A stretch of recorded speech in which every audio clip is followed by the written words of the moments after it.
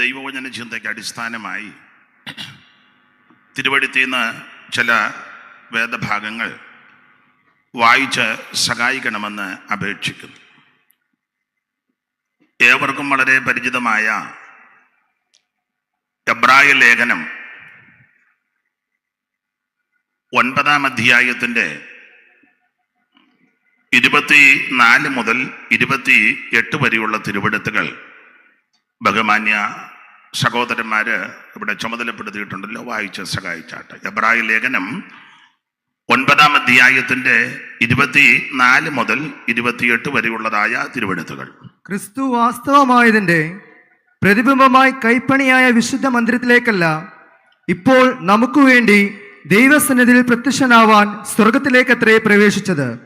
മഹാപുരോഹിതൻ ആണ്ടുതോറും അന്യരക്തത്തോടുകൂടി വിശുദ്ധ മന്ദിരത്തിൽ പ്രവേശിക്കുന്നത് പോലെ അവൻ തന്നെത്താൻ കൂടെ കൂടെ അർപ്പിപ്പാൻ ആവശ്യമില്ല. അങ്ങനെയായാൽ ലോകസ്ഥാപനം മുതൽക്ക് അവൻ പലപ്പോഴും കഷ്ടമനുഭവിക്കേണ്ടി വരുന്നു. എന്നാൽ അവൻ ലോകാവസാനത്തിൽ സ്വന്തം യാഗം കൊണ്ട് പാപപരിഹാരം വരുത്തുവാൻ ഒരിക്കൽ പ്രത്യക്ഷനായി ഒരിക്കൽ മരിക്കുകയും പിന്നെ ന്യായവിധിയും മനുഷ്യർക്ക് നിയമിച്ചിരിക്കയാൽ ക്രിസ്തുവും അങ്ങനെ തന്നെ അനേകരുടെ പാപങ്ങളെ ചുമപ്പാൻ ഒരിക്കൽ അർപ്പിക്കപ്പെട്ടു തനിക്കായി കാത്തു നിൽക്കുന്നവരുടെ രക്ഷയ്ക്കായി അവൻ പാപം കൂടാതെ രണ്ടാമതും പ്രത്യക്ഷനാകും. നമുക്ക് ഒരു നിമിഷം കൂടെ പ്രാർത്ഥിക്കാം. മഹത്വവാനും പരിശുദ്ധനുമാകുന്ന ഞങ്ങളുടെ ദൈവമേ, നല്ല രാത്രിക്കായിട്ട് സ്തോത്രം. ഇവിടെ നടന്നു വരുന്ന മഹായോഗങ്ങളുടെ ഒടുവിലത്തെ രാത്രിയിൽ ഒന്നിച്ച് സമ്മേളിപ്പാൻ ദൈവം നൽകിയ സാവകാശത്തിനായിട്ട് സ്തോത്രം. കൂടപ്പെട്ടിരിക്കുന്ന എല്ലാവരെയും ഇന്ന് രാത്രിയിൽ ആശീർവദിക്കണം. അവിടുത്തെ ദാസിദാസന്മാരെ എല്ലാവരെയും അനുഗ്രഹിച്ചാട്ടെ. സന്നിധി ബോധം ഞങ്ങൾക്ക് നൽകണം. ദൂരത്തിരുന്ന് ശ്രവിക്കുന്നവർക്കും അനുഗ്രഹമാക്കി തീർക്കണം. എല്ലാ പ്രിയപ്പെട്ടവരെ ആശീർവദിക്കണമേ. പ്രിയപുത്രനെ ഞങ്ങളെ കൂടി മഹത്വപ്പെടുത്തണമേ. ക്രിസ്തുയേശുവിൻ്റെ നിസ്തുല്യ നാമത്തിൽ തന്നെ ആമേൻ. നമ്മുടെ കരവും ശബ്ദവും ഉയർത്തി ദൈവത്തെ മഹത്വപ്പെടുത്താം. അനുഗ്രഹപ്രദമായ ഈ നല്ല രാത്രി സമയത്തിനായിട്ട് ദൈവത്തിന് മഹത്വം.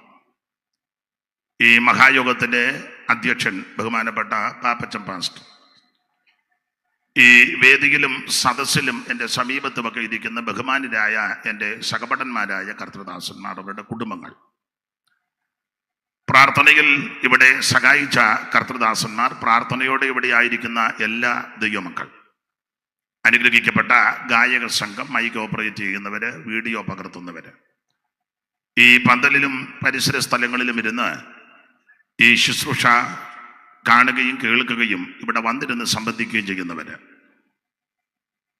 ഇപ്പോൾ ഓൺലൈനിൽ ലോകത്തിന്റെ വിവിധ ഇടങ്ങളിലിരുന്ന് ഈ ശുശ്രൂഷ കാണുകയും കേൾക്കുകയും ചെയ്യുന്നവര്, ഇതിന് ശേഷമായിട്ട് ആരെങ്കിലും കാണുന്നുണ്ടെങ്കിൽ അങ്ങനെയുള്ളവർ എല്ലാവർക്കും യേശുക്രിസ്തുവിൻ്റെ നിസ്തുല്യ നാമത്തിൽ ഈ രാത്രിയിൽ വന്ദനം ചൊല്ലുന്നു.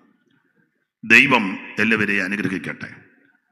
ഞാൻ ബഹുമാന്യ അധ്യക്ഷനോട് ചോദിച്ചു എത്ര സമയം വരെ പ്രസംഗിക്കണം. എന്നോട് 9 എന്നാ പറഞ്ഞേക്കുന്നത്. ഇപ്പോൾ 8 മണി, 9:30 എനിക്ക് 9 എന്നാണ് കേട്ടോ. അപ്പോൾ 9:30 വലിയ കുഴപ്പമില്ല, 9:30 കുഴപ്പമില്ല. ഇന്ന് രാത്രിയിൽ നിശ്ചയിക്കപ്പെട്ടതായ സമയ പരിധിയിൽ നിന്ന് വായിച്ച തിരുവെഴുത്തിനെ അടിസ്ഥാനമാക്കി ചില കാര്യങ്ങൾ ശാന്തമായിട്ട് നമുക്ക് ചിന്തിക്കാം. കർത്താവിൻ്റെ വലിയ ദാസന്മാരെ കഴിഞ്ഞ ദിവസങ്ങളിൽ ഇവിടെ വളരെ ശക്തമായിട്ട് ഉപയോഗിച്ചു. വീണ്ടും അവരെ ദൈവം ശക്തീകരിക്കട്ടെ.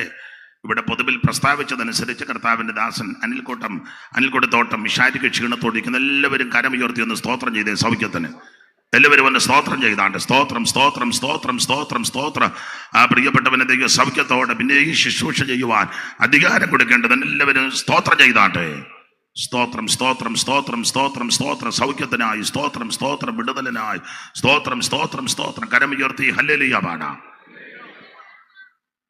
ഇന്ന് രാത്രിയിൽ എന്നെ ഈ ശുശ്രൂഷയ്ക്ക് ക്ഷണിച്ച സഭ ചുമതലപ്പെട്ടവർ എല്ലാവർക്കും ഒരിക്കൽ കൂടി നന്ദി ചൊല്ലുന്നു.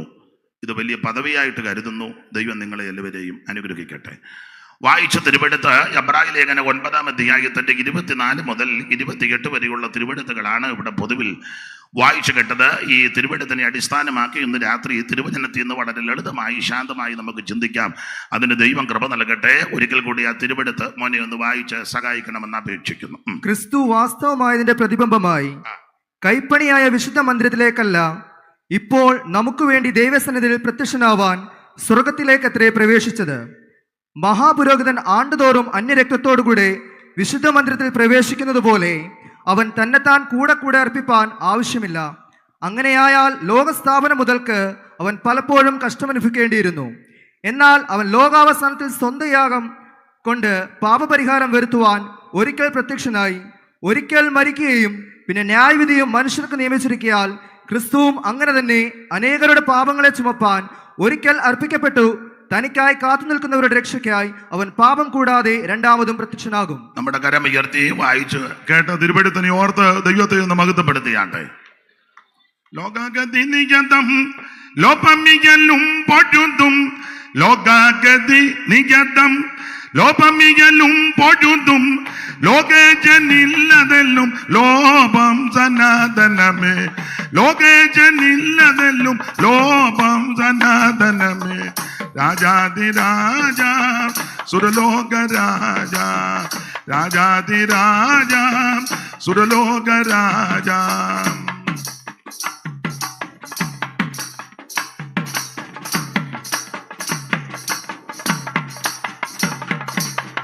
അൻപോടിറങ്ങി എൻ്റെ കമ്പമൊഴി ചീടുമതി, അൻപോടിറങ്ങി എൻ്റെ കമ്പമൊഴി ചീടുമതി, ഉമ്പർ പുമാനുറച്ച നിമ്പം സനാതനമേ, ഉമ്പർ പുമാനുറച്ച നിമ്പം സനാതനമേ.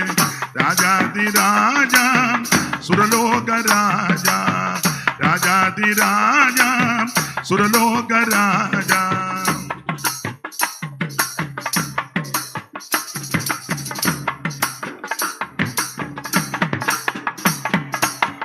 ക്രൂശിൽ മരിച്ചതിനാൽ ആശയുളവാക്കി എന്നെ, ക്രൂശിൽ മരിച്ചതിനാൽ ആശയുളവാക്കി എന്നെ, ക്ലേശം ഹരിച്ചു ഭുവനേശൻ സനാതനമേ, ക്ലേശം ഹരിച്ചു ഭുവനേശൻ സനാതനമേ.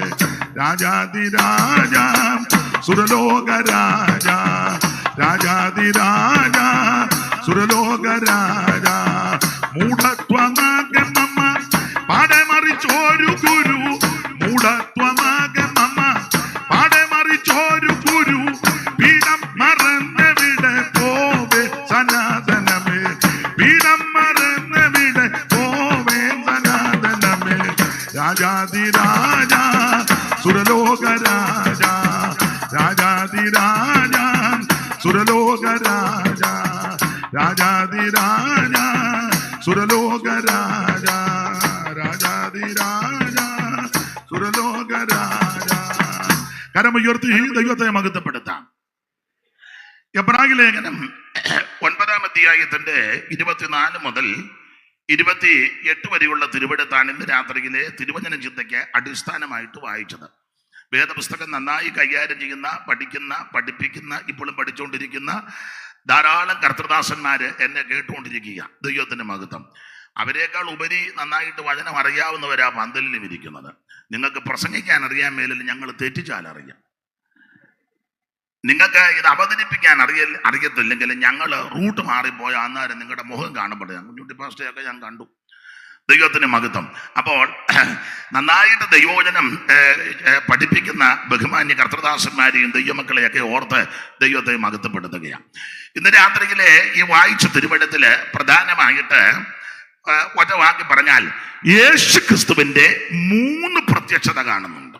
3 പ്രത്യക്ഷത ഈ വായിച്ച തിരുവെടുത്തില് 24 മുതൽ 28 വരെയുള്ള തിരുവെടുത്തിൽ യേശു ക്രിസ്തുവിന്റെ 3 പ്രത്യക്ഷത.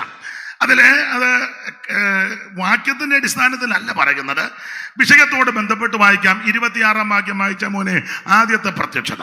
അങ്ങനെയായ ലോകസ്ഥാപനം മുതൽക്ക് അവൻ പലപ്പോഴും കഷ്ടമനുഭവിക്കേണ്ടിയിരുന്നു. അടുത്തത്, എന്നാൽ അവൻ ലോകാവസാനത്തിൽ ലോകാവസാനത്തിങ്കൽ സ്വന്തയാഗം കൊണ്ട്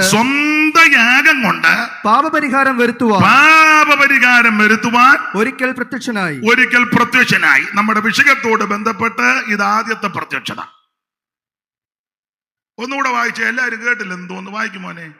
അങ്ങനെയായ ലോകസ്ഥാപനം മുതൽക്ക് അവൻ പലപ്പോഴും കഷ്ടമനുഭവിക്കേണ്ടിയിരുന്നു. പിന്നെ എന്നാൽ അവൻ എന്നാൽ അവിടുന്ന് ലോകാവസാനത്തിങ്കൽ സ്വന്തയാഗം കൊണ്ട് പാപപരിഹാരം വരുത്തുവാൻ ഒരിക്കൽ പ്രത്യക്ഷനായി. വായിച്ച തിരുവെഴുത്തിന്റെ അടിസ്ഥാനത്തിൽ 3 പ്രത്യക്ഷതയിലെ ആദ്യത്തെ പ്രത്യക്ഷത ലോകാവസാനത്തിങ്കൽ സ്വന്തയാഗം കൊണ്ട് പാപപരിഹാരം വരുത്തുവാൻ ആദ്യം പ്രത്യക്ഷനായി. ഇനി ഈ വിഷയത്തോട് ബന്ധപ്പെട്ട് രണ്ടാമത്തെ പ്രത്യക്ഷത വായിച്ചേ മോനെ, 24-ാമത്തെ വാക്യം. ക്രിസ്തു വാസ്തവമായതിന്റെ പ്രതിബിംബമായി. മോനെ ഇത് ഇങ്ങോട്ട് മാറ്റി ഒന്ന് വെക്കുകയാണെങ്കിൽ എനിക്ക് കുറച്ചുകൂടെ സൗകര്യമാണ്. ഇവിടോട്ട് വെച്ച് ഇങ്ങോട്ട് തിരിച്ചു മോൻ വായിച്ചു, അത് ഇതിവിടെ അവർ ചെയ്തോളൂ. ക്രിസ്തു വാസ്തവമായതിന്റെ പ്രതിബിംബമായി കൈപ്പണിയായ വിശുദ്ധ മന്ദിരത്തിലേക്കല്ല, ഇപ്പോൾ നമുക്ക് വേണ്ടി ദൈവസന്നിധിയിൽ പ്രത്യക്ഷനാവാൻ. ഒന്നുകൂടെ വായിച്ച 24. ക്രിസ്തു വാസ്തവമായതിന്റെ പ്രതിബിംബമായി, യേശു ക്രിസ്തു വാസ്തവമായതിന്റെ പ്രതിബിംബമായി കൈപ്പണിയായ വിശുദ്ധ മന്ദിരത്തിലേക്കല്ല. ഒന്നുകൂടെ വായിച്ചേ. ക്രിസ്തു വാസ്തവമായതിന്റെ പ്രതിബിംബമായി കൈപ്പണിയായ വിശുദ്ധ മന്ദിരത്തിലേക്കല്ല, ഇപ്പോൾ നമുക്ക് വേണ്ടി ദൈവസന്നിധിയിൽ പ്രത്യക്ഷനാവാൻ. അപ്പം ഇപ്പോൾ യേശു ക്രിസ്തു അവിടെ പ്രത്യക്ഷപ്പെട്ട് നിൽക്കുക, ദൈവസന്നിധിയിൽ പ്രത്യക്ഷനായിരിക്കുക. അത് രണ്ടാമത്തെ പ്രത്യക്ഷത. ഏതാ? നമ്മുടെ വിഷയത്തോട് ബന്ധപ്പെട്ട് അപ്പച്ചാന് പിടികിട്ടുന്നില്ലേ? അപ്പച്ചാനെല്ലാം പിടികിട്ടും, എനിക്കറിയാം. അപ്പോൾ അത് രണ്ടാമത്തെ പ്രത്യക്ഷത നമ്മുടെ വിഷയത്തോടുള്ള ബന്ധത്തിൽ. അങ്ങനല്ലയോ കുഞ്ഞുട്ടി പാസ്റ്റേ? ദൈവത്തിന്റെ മകനോ അതെല്ലാം കുറിച്ച് വെച്ചേക്കുന്നു, തെറ്റുകാരനെ പറയണേ. അപ്പോൾ അത് രണ്ടാമത്തെ പ്രത്യക്ഷത. ഇനി മൂന്നാമത്തെ പ്രത്യക്ഷത 28-ാം വാക്യം വായിച്ചേ മോനെ. ക്രിസ്തുവും അങ്ങനെ തന്നെ അനേകരുടെ പാപങ്ങളെ ചുമപ്പാൻ ഒരിക്കൽ അർപ്പിക്കപ്പെട്ടു തനിക്കായി കാത്തു നിൽക്കുന്നവരുടെ രക്ഷയ്ക്കായി അവൻ പാപം കൂടാതെ രണ്ടാമതും പ്രത്യക്ഷനാകും. മൂന്നാമത്തെ രണ്ടാം പ്രത്യക്ഷത എന്നാ കൊടുത്തിരിക്കുന്നെങ്കിലും നമ്മുടെ വിഷയത്തോട് ബന്ധപ്പെട്ട് മൂന്നാമത്തെ പ്രത്യക്ഷത. അപ്പോൾ ഈ 24-ാം വാക്യം മുതൽ 28-ാം വാക്യം വരെ ഈ വാക്യങ്ങളിൽ യേശു ക്രിസ്തുവിന്റെ 3 പ്രത്യക്ഷത. ഒരു സന്തോഷമില്ല. ഇപ്പൊ നിങ്ങളുടെ എന്താ പുള്ളി പ്രത്യക്ഷപ്പെടുകയോ പെടാതിരിക്കുകയോ പോകുകയോ വരുകയോ 9:30 യോഗം നിർത്തിയേക്കണം, നിർത്താം. അപ്പൊ യേശു ക്രിസ്തു പ്രത്യക്ഷപ്പെട്ടു.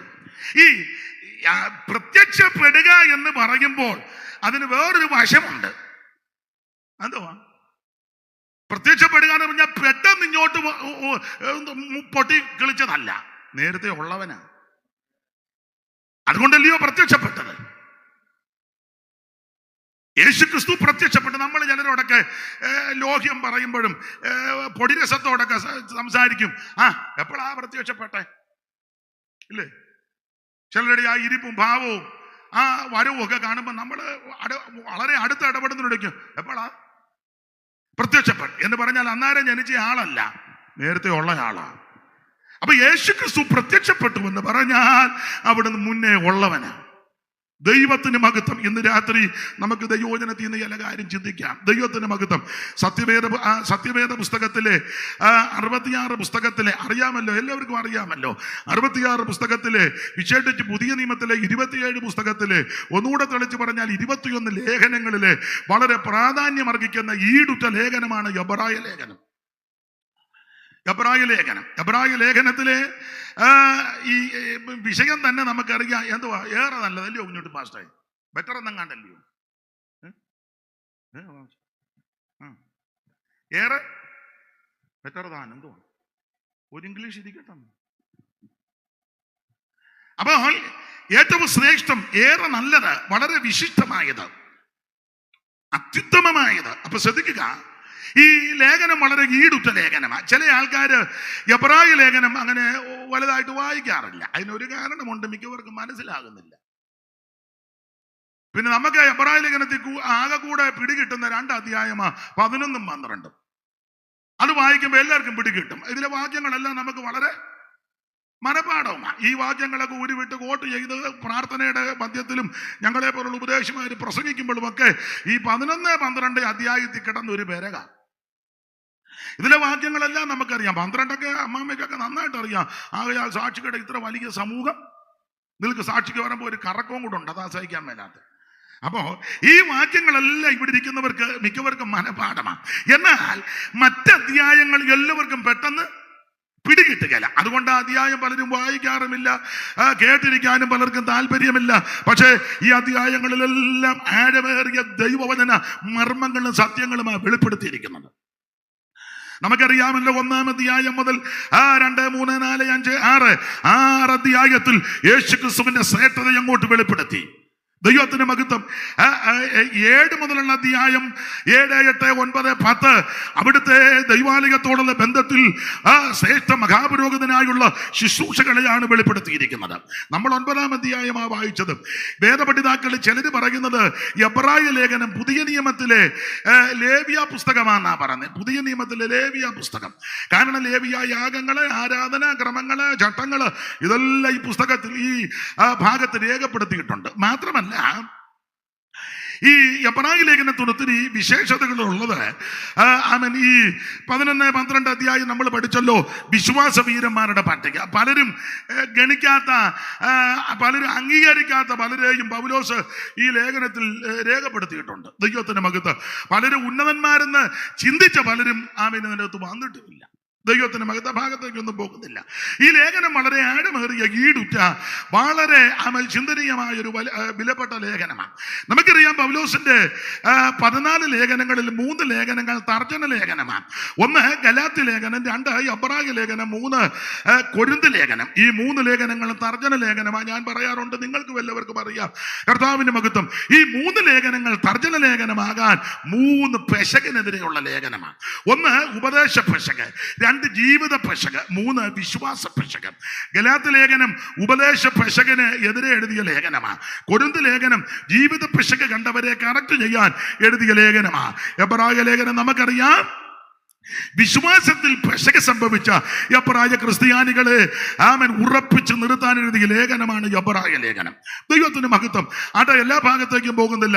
ഗലാത്യ ലേഖനം ഉപദേശ പെശകിനെതിരെയാ. കാരണം ഗലാത്യ വിശ്വാസികൾ ഒക്കെ മിടുക്കരാ, നല്ല ആൾക്കാരാ. പക്ഷേ കുറെ കഴിഞ്ഞപ്പോൾ ആചാരങ്ങളും അനുഷ്ഠാനങ്ങളും എല്ലാം ഇതിനകത്ത് കയറ്റി ദുരുപദേശക്കാർ ഇതിനകത്ത് വന്ന് നുഴഞ്ഞു കയറി. ദൈവത്തിന് മഹത്വം.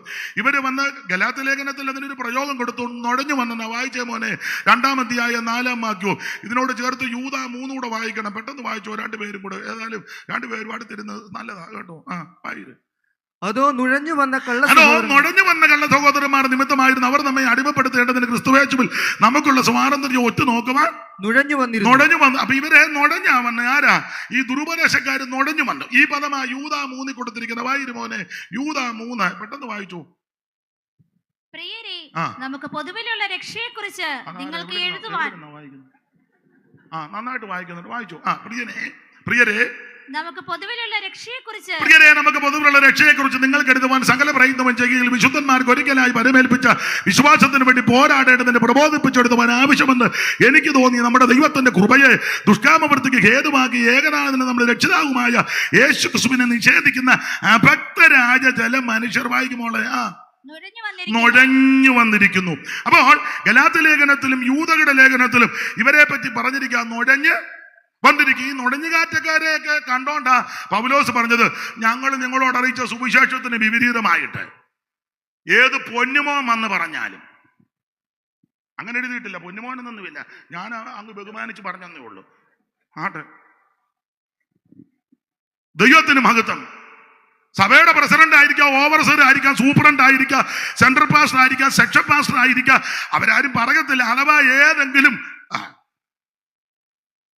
പറഞ്ഞാൽ ഇങ്ങനെയുള്ളവർക്ക് ഒരു നാഴിക പോലും വഴങ്ങിക്കൊടുക്കരുത്. വായിച്ച മോനെ, ഗലാത്യ ലേഖനം 4:2-4 വായിച്ച. അവിടെ വഴങ്ങരുതെന്നൊരു പ്രയോഗമുണ്ട്. വായിച്ചേ മോനതെല്ലാം മറിച്ചു വായിക്കട്ടോ. അതോ നുഴഞ്ഞു വന്ന കള്ള സഹോദരന്മാർ നിമിത്തമായിരുന്നു അവർ നമ്മെ അടിമപ്പെടുത്തേണ്ടതിന് ക്രിസ്തുയേശുവിൽ നമുക്കുള്ള സ്വാതന്ത്ര്യം ഒറ്റുനോക്കുവാൻ നുഴഞ്ഞു വന്നിരുന്നു. അവരെ നുഴഞ്ഞു വന്നിരിക്കുന്നു. അടുത്ത വാക്യം, സുവിശേഷത്തിന്റെ സത്യം. സത്യമെന്ന് പറഞ്ഞത് വചനത്തിന്റെ സത്യമാണ്.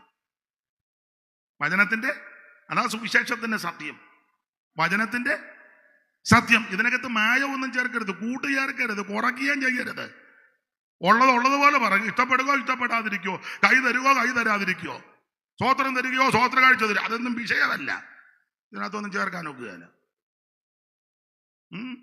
സുവിശേഷത്തിന്റെ സത്യം നിങ്ങളോടുകൂടെ നിലനിൽക്കേണ്ടതിന്. സുവിശേഷത്തിന്റെ സത്യവചനം എന്നാ വേറൊരു ഭാഗത്ത്, സുവിശേഷത്തിന്റെ സത്യമെന്ന് ഇവിടെ വേറൊരു ഭാഗത്ത് കൊടുത്തിരിക്കുന്ന സുവിശേഷത്തിന്റെ സത്യവചനം, ദൈവത്തിന്റെ മഹത്വം. മോനെ വായിച്ച കൊലോസ്യ ലേഖനം 1:3. ഇത് മറിക്കാതെ കണ്ട അത് എടുത്തേടാ. മോന്റെ പേരെന്തു? നിഖിൽ. നിഖിൽ, നല്ല പേരാ, വായിരും. കൊലോസ്യർ 1:3. സുവിശേഷത്തിന്റെ സത്യവചനത്തിൽ. ഇപ്പൊ തെളിഞ്ഞല്ലോ, സുവിശേഷത്തിന്റെ സത്യവചനം. അപ്പം ഗലാത്യ ലേഖനത്തിൽ സുവിശേഷത്തിന്റെ സത്യം എന്ന് ഉദ്ദേശിക്കുന്നത് സത്യവചനമാണ്. ഈ സത്യവചനത്തിനകത്ത് നിങ്ങൾ മുമ്പ് മായം ചേർക്കരുത്, കൂട്ട് ചേർക്കരുത്, കുറക്കരുത്, ഉള്ളതുപോലെ പറയണം. ഇഷ്ടപ്പെടുകയോ ഇഷ്ടപ്പെടാതിരിക്കോ, നാളെ വേദി കിട്ടുകയോ കിട്ടാതിരിക്കോ, അതൊക്കെ ദൈവമാ തീരുമാനിക്കുന്നത്. സ്തോത്രം. ഉള്ളതുപോലെ പറഞ്ഞോണം. അയാൾ ഇളകുന്നുണ്ടോ ഇളകുന്നില്ലയോ അതൊന്നും നമ്മുടെ വിഷയമല്ല. വായിക്കും മോനെ, സുവിശേഷത്തിന്റെ സത്യം നിങ്ങൾ മുമ്പ് കേട്ടതായി. അല്ല മോനെ, ഗലാത്യ ലേഖനം വായിക്കടാ, അത് നമ്മൾ വിട്ടു. സുവിശേഷത്തിന്റെ സത്യം നിങ്ങളോടുകൂടെ. സുവിശേഷത്തിന്റെ സത്യം നിങ്ങളോടുകൂടെ നിലനിൽക്കേണ്ടതിന് ഞങ്ങൾ അവർക്കൊരു നാഴിക പോലും. ഞങ്ങൾ അവർക്ക് നുഴഞ്ഞുകയറ്റക്കാർക്ക്, ദുരുപദേശക്കന്മാർക്ക്, ഭാഷണ്ടോപദേശക്കാര്, വിപരീതോപദേശക്കാര്, വിരുദ്ധോപദേശക്കാർക്ക് അവർക്ക് ഒരു നാഴിക പോലും വഴങ്ങിക്കൊടുത്തില്ല. അന്നേരം അവരെ വിളിച്ച് നമ്മൾ ക്രൂസേഡ് നടത്തുക.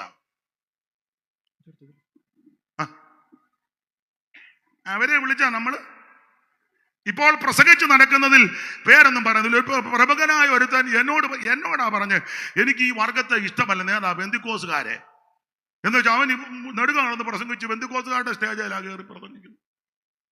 പേരൊന്നും ഞാൻ പറയുന്നില്ല, കുഞ്ഞുട്ടി ചാണ്ടിയാണ് പേര്, യോഗം കഴിഞ്ഞ് പറയാം.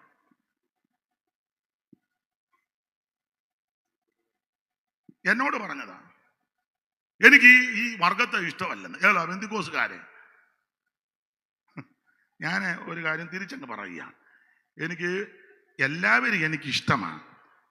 എന്നാലും കൂടുതൽ അങ്ങനെ ഉണ്ടല്ലോ ബഹുമാനിക്കുന്നത് ബെന്തിക്കോസുകാരെയാണ്. അതിന് നിങ്ങൾക്ക് എന്താ പറയുക, കൂച്ചുമ്പ് കയറുന്നത്. ദൈവം തമ്പുരാൻ കഴിഞ്ഞാൽ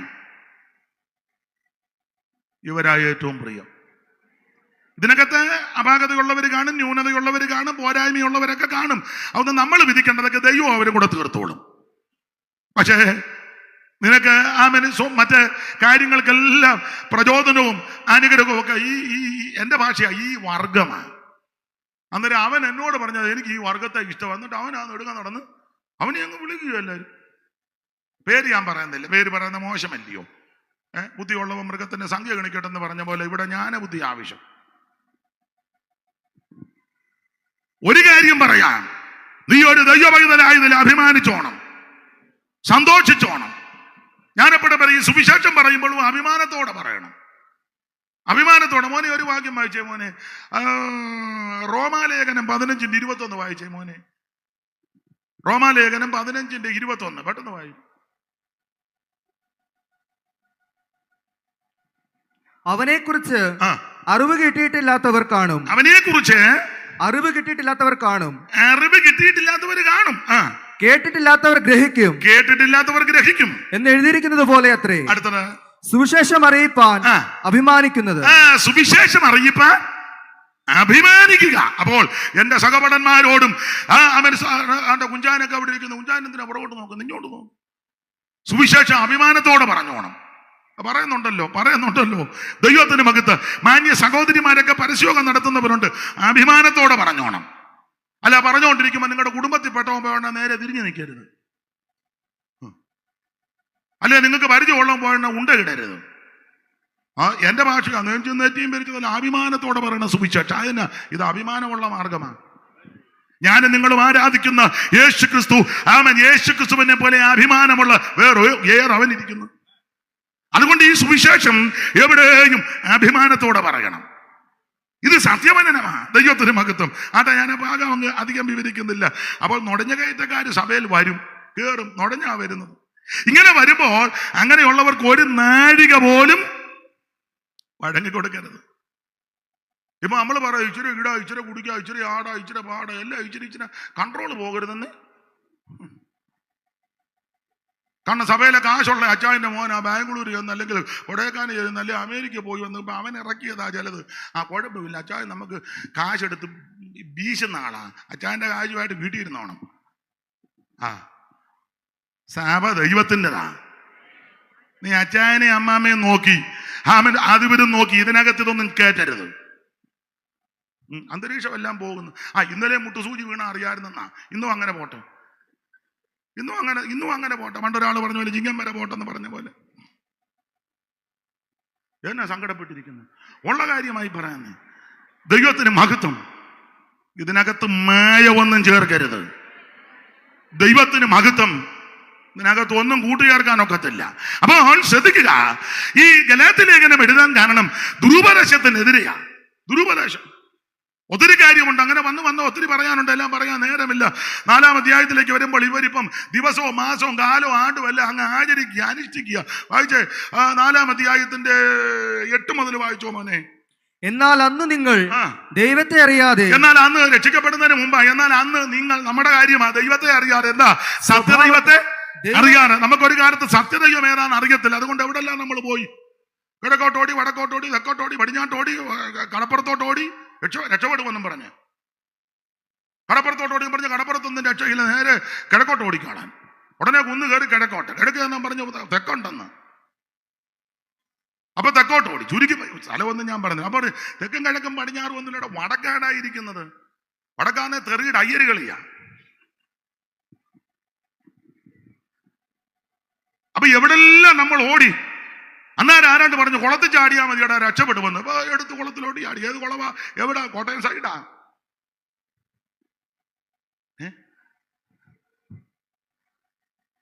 അന്നേരം പറഞ്ഞു കുളത്തിൽ ചാടി കൊണ്ടല്ലോ ഉരുളാൻ പറഞ്ഞ്. അന്നെടുക്ക കിടന്ന് ഉരുളുക. ഉരുണ്ടപ്പം പറഞ്ഞു ഉരുണ്ടാലേക്കല്ല മുട്ടേരങ്ങ് ഇഴയിടാന്ന് പറഞ്ഞ്.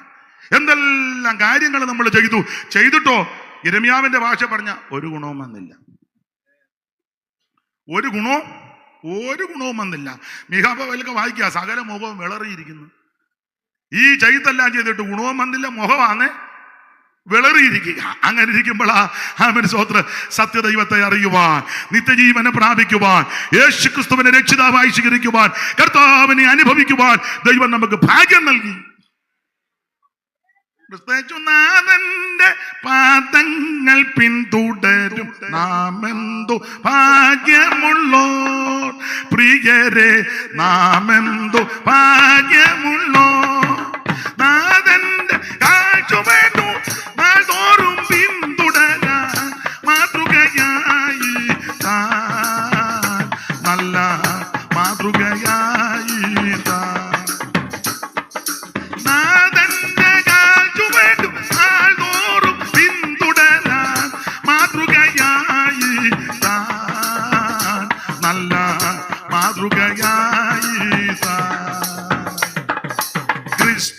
ക്രിസ്തേശുനാഥന്റെ പാദങ്ങൾ പിന്തുടരും നാമെന്തു ഭാഗ്യമുള്ളോർ, പ്രിയരെ നാമെന്തു ഭാഗ്യമുള്ളോർ.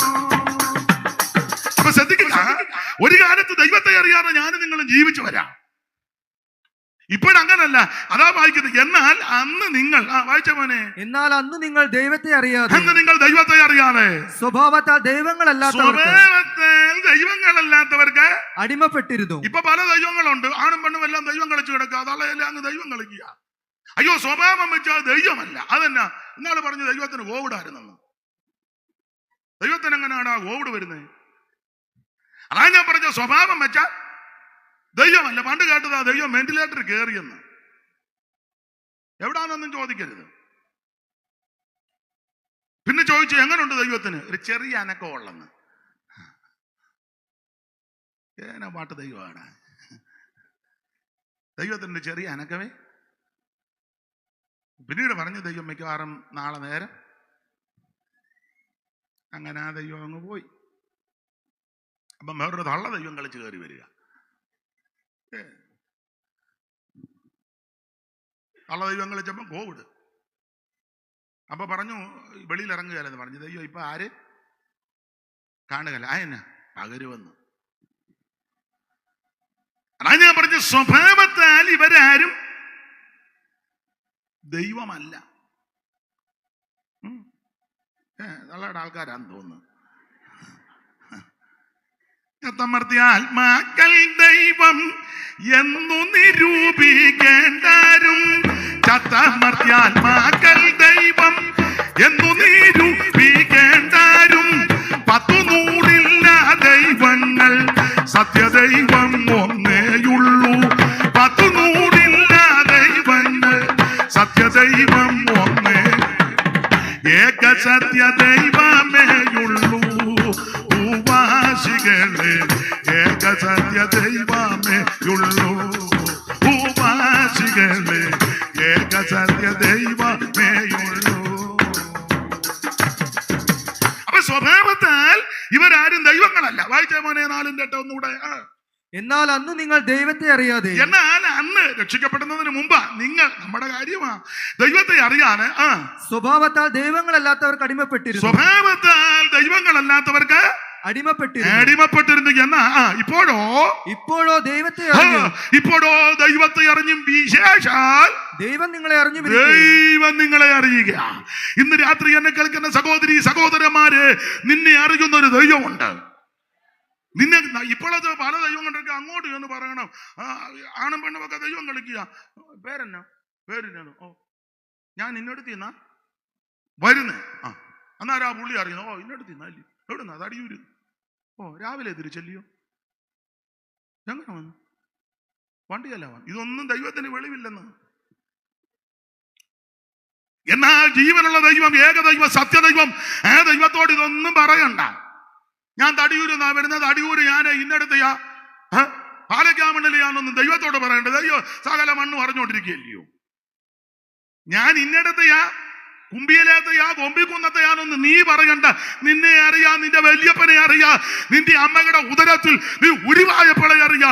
മാത്രമാണോ ലോകസ്ഥാപനത്തിന് മുമ്പ് യെശയ്യാവിന്റെ ഭാഷ പറഞ്ഞ യുഗാരംഭം മുതൽ ആ ദൈവത്തെ നീ ഒന്നും പറഞ്ഞ് പഠിപ്പിക്കണ്ട.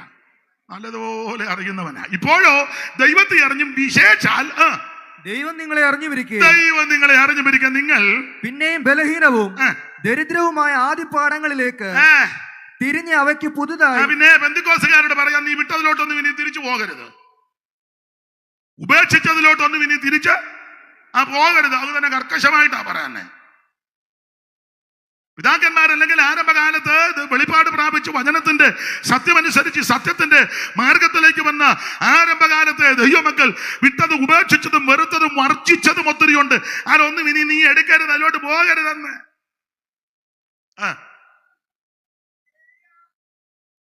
ആരോട് പറയാ? ഞാൻ ഇന്ന് ഞങ്ങളുടെ സഭയിലെ പ്രസംഗിച്ചപ്പോ ഒരു ചെറിയ എന്തോ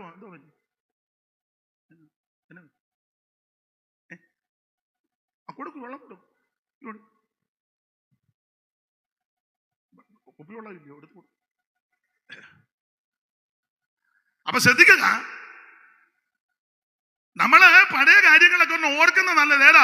ഏതവസ്ഥയെന്നാ ദൈവം നിന്നെ കൊണ്ടുവന്നേ.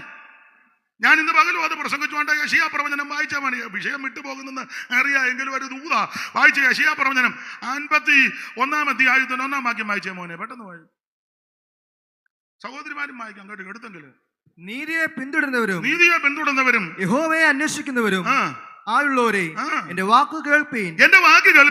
നിങ്ങളെ വെട്ടിയെടുത്ത പാറയിലേക്കും നിങ്ങളെ കുഴിച്ചെടുത്ത ഖനിഗർഭത്തിലേക്കും തിരിഞ്ഞു നോക്കൂ. ഒന്ന് തിരിഞ്ഞു നോക്കണ്ടേ? എല്ലാരും തിരിഞ്ഞു നോക്കണ്ടേ? ഞാനും നിങ്ങളും എല്ലാം ഒന്ന് തിരിഞ്ഞു നോക്കണ്ടേ? ഇപ്പോഴത്തെ അവസ്ഥയൊക്കെ എല്ലാവർക്കും അറിയാമല്ലോ. അപ്പൊ പഴയതൊന്ന് തിരിഞ്ഞു നോക്കണ്ടേ?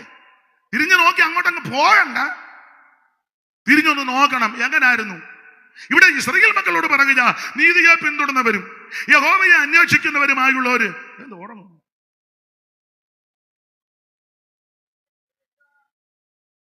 കൺവെൻഷന്റെ ബത്തപ്പാടായിരിക്കും, ഉറക്ക വളച്ചൊക്കെ ചെയ്യുന്നതായിരിക്കും. എന്നാൽ ഇവിടെ നിന്ന് ഉറങ്ങരുത്. അപ്പൊ ശ്രദ്ധിച്ചേ, നീതിയെ പിന്തുടരുന്നവരും യഹോവയെ അന്വേഷിക്കുന്നവരും ആയുള്ളവരെ, നിങ്ങളെ വെട്ടിക്കെടുത്ത പാറയിലേക്കും കുടിച്ചെടുത്ത കനികർപ്പത്തിലേക്ക് ഒന്ന് തിരിഞ്ഞു നോക്കൂ. പഴയതൊക്കെ ഒന്ന് ഓർക്കണം. നീ എങ്ങനെ ഇവിടം വരവന? നീ പണ്ട് ആരായിരുന്നു? നീ നേരത്തെ അല്ല, ഒന്നുകൂടെ, നിന്റെ അപ്പൻ ആരായിരുന്നു? അല്ല, നിന്റെ വല്യപ്പൻ ആരായിരുന്നു? അല്ല, നിന്റെ വല്യപ്പന്റെ വല്യപ്പൻ ആരായിരുന്നു? ഇതൊക്കെ നോക്കണ്ടേ? വചനത്തിൽ നിന്ന് തരാം, വചനത്തിൽ നിന്ന് തരാം. എന്തിനാ എന്റെ ഒങ്ങാക്കി പിടിക്കാൻ വരുന്നത്?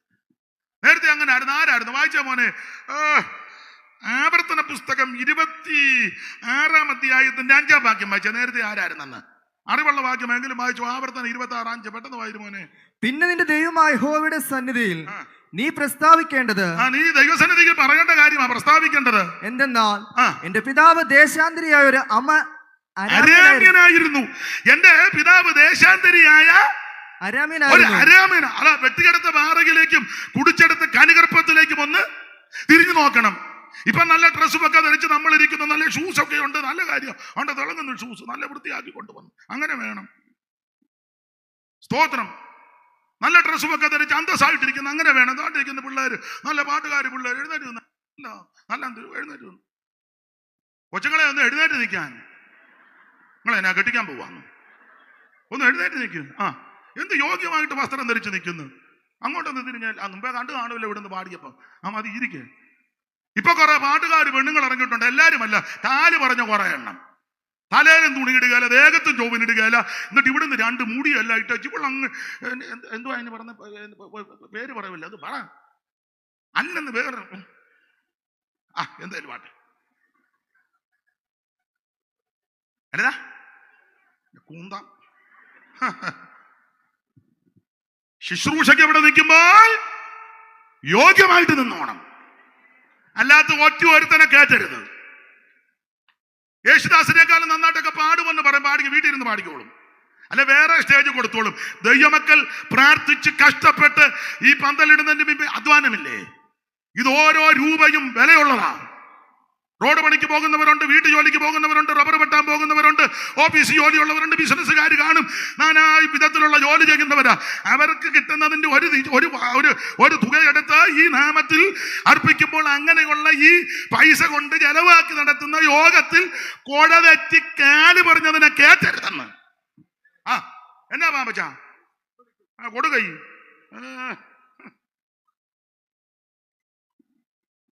എന്നാ ചിലരുടെ മുഖത്തല്ല ഒരു മ്ലാനത പോലെ ഉള്ള കാര്യമായി പറയാന്ന്. സോംബാസ് യോഗ്യമായിരിക്കണം. ഇത് പ്രോഗ്രാം അല്ല കേട്ടോ, ഇതൊരു ശുശ്രൂഷയാ. എന്റെ കുഞ്ഞുങ്ങളെ, ഇതൊരു ശുശ്രൂഷയാ. സഹോദരന്മാരെ, ഇതൊരു ശുശ്രൂഷയാ. ദൈവദാസന്മാരെ, ഇത് ശുശ്രൂഷയാ. അല്ല, അതിന്റെ ഭയത്തോടും വിറയലോടും ഭക്തിയോടും ചെയ്യണം. ഇപ്പൊ കുറെ ഇറങ്ങിയിട്ടുണ്ട്, കുറെ ഉണ്ട്. 2 പാട്ടുമായിട്ട് ഇറങ്ങിയിരിക്കുക. 25,000 രൂപയൊക്കെ 2 പാട്ട് പാടുന്നു. ഇവിടെ ലോക്കൽ പാസ് കിടന്ന് 8 പാട്ട് ബില്ലിയാ പാടുന്നത്. ഞരമ്പെല്ലാം തെളിയുക. അയൽ കൊടുക്കുന്ന 350 രൂപ. സെക്രട്ടറി ട്രഷറും കൂടെ യോഗം കഴിയുമ്പോ അമ്മ അവിടെ നിന്ന് കുശു കുശു കുശു.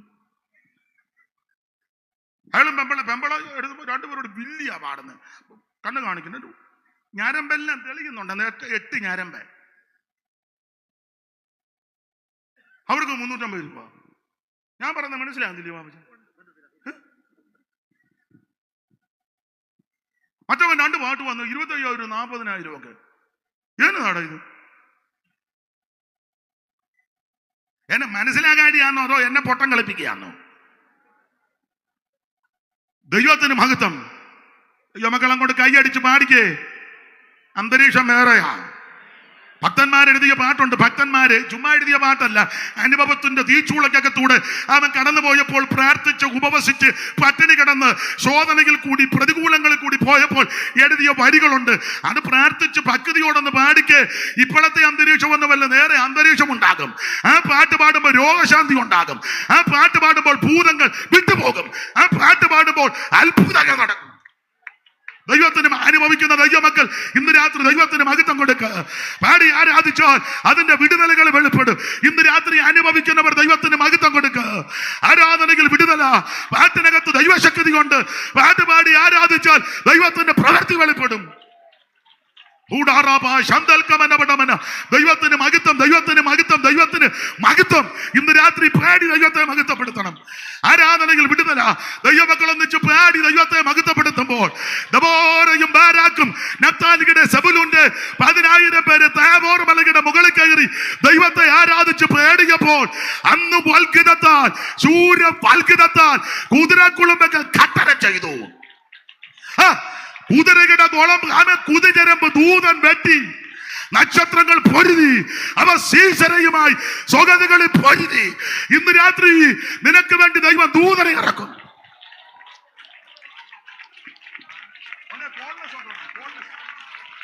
ദൈവത്തിന് മഹത്വം, ദൈവത്തിന് മഹത്വം, ദൈവത്തിന് മഹത്വം. ഇന്ന് രാത്രി ഒരു വിടുതലിന്റെ രാത്രിയാ. നക്ഷത്രങ്ങൾ പൊരുതി, അവ സീസരയുമായി സ്വഗതികളിൽ പൊരുതി. പുരാതന നദിയാ കീശോൻ തോട് തള്ളിയവരെ ഒഴുക്കിക്കൊണ്ടുപോയി. ഈ രാത്രിയിൽ ദൈവിക വിടുതൽ വെളിപ്പെടട്ടെ. നിന്റെ രോഗബന്ധനം ഇന്ന് രാത്രി അടിക്കുക. നിന്റെ കെട്ടുകൾ ഇന്ന് രാത്രി ദൈവം പൊട്ടിക്കും. ഇന്ന് രാത്രി നിന്റെ ശരീരത്തെ ബന്ധിക്കുന്ന കേർന്നു നിന്നുന്ന ദൂഷ്ട വ്യാപാരകടമേ ദൈവിക വിടുതൽ ഇന്ന് രാത്രി മൺകൂടാരങ്ങളിൽ വെളിപ്പെടട്ടെ. ദൈവശക്തി വെളിപ്പെടട്ടെ.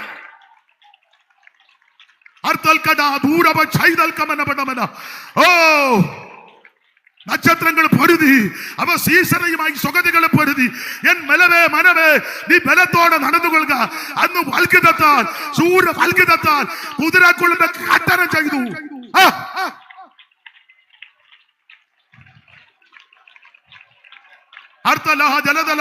വിടുതൽ ഇന്ന് രാത്രി. ഈ രാത്രി നിന്റെ ശരീരത്തിൽ, മനസ്സിൽ, ആത്മാവിൽ ഇവിടെ ഇരുന്ന് ആരാധിക്കുമ്പോൾ നിന്റെ കുടുംബത്തിന്റെ മേൽ, തലമുറകളുടെ മേൽ ഇന്ന് രാത്രി ദൈവശക്തി ഈ രാത്രി വ്യാപരിക്കട്ടെ.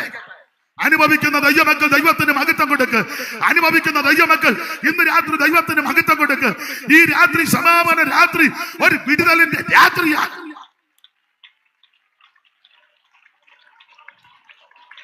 ഓ കൃപ കൃപ കൃപ കൃപ കൃപ കൃപ കൃപ കൃപ.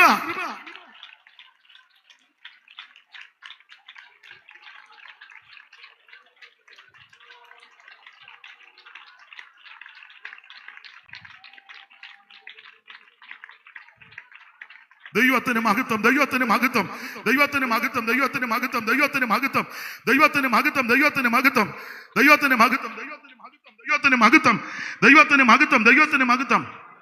മോനെ പേരെന്തുവാ മൈക്ക് വർക്ക് ചെയ്യുന്നത്?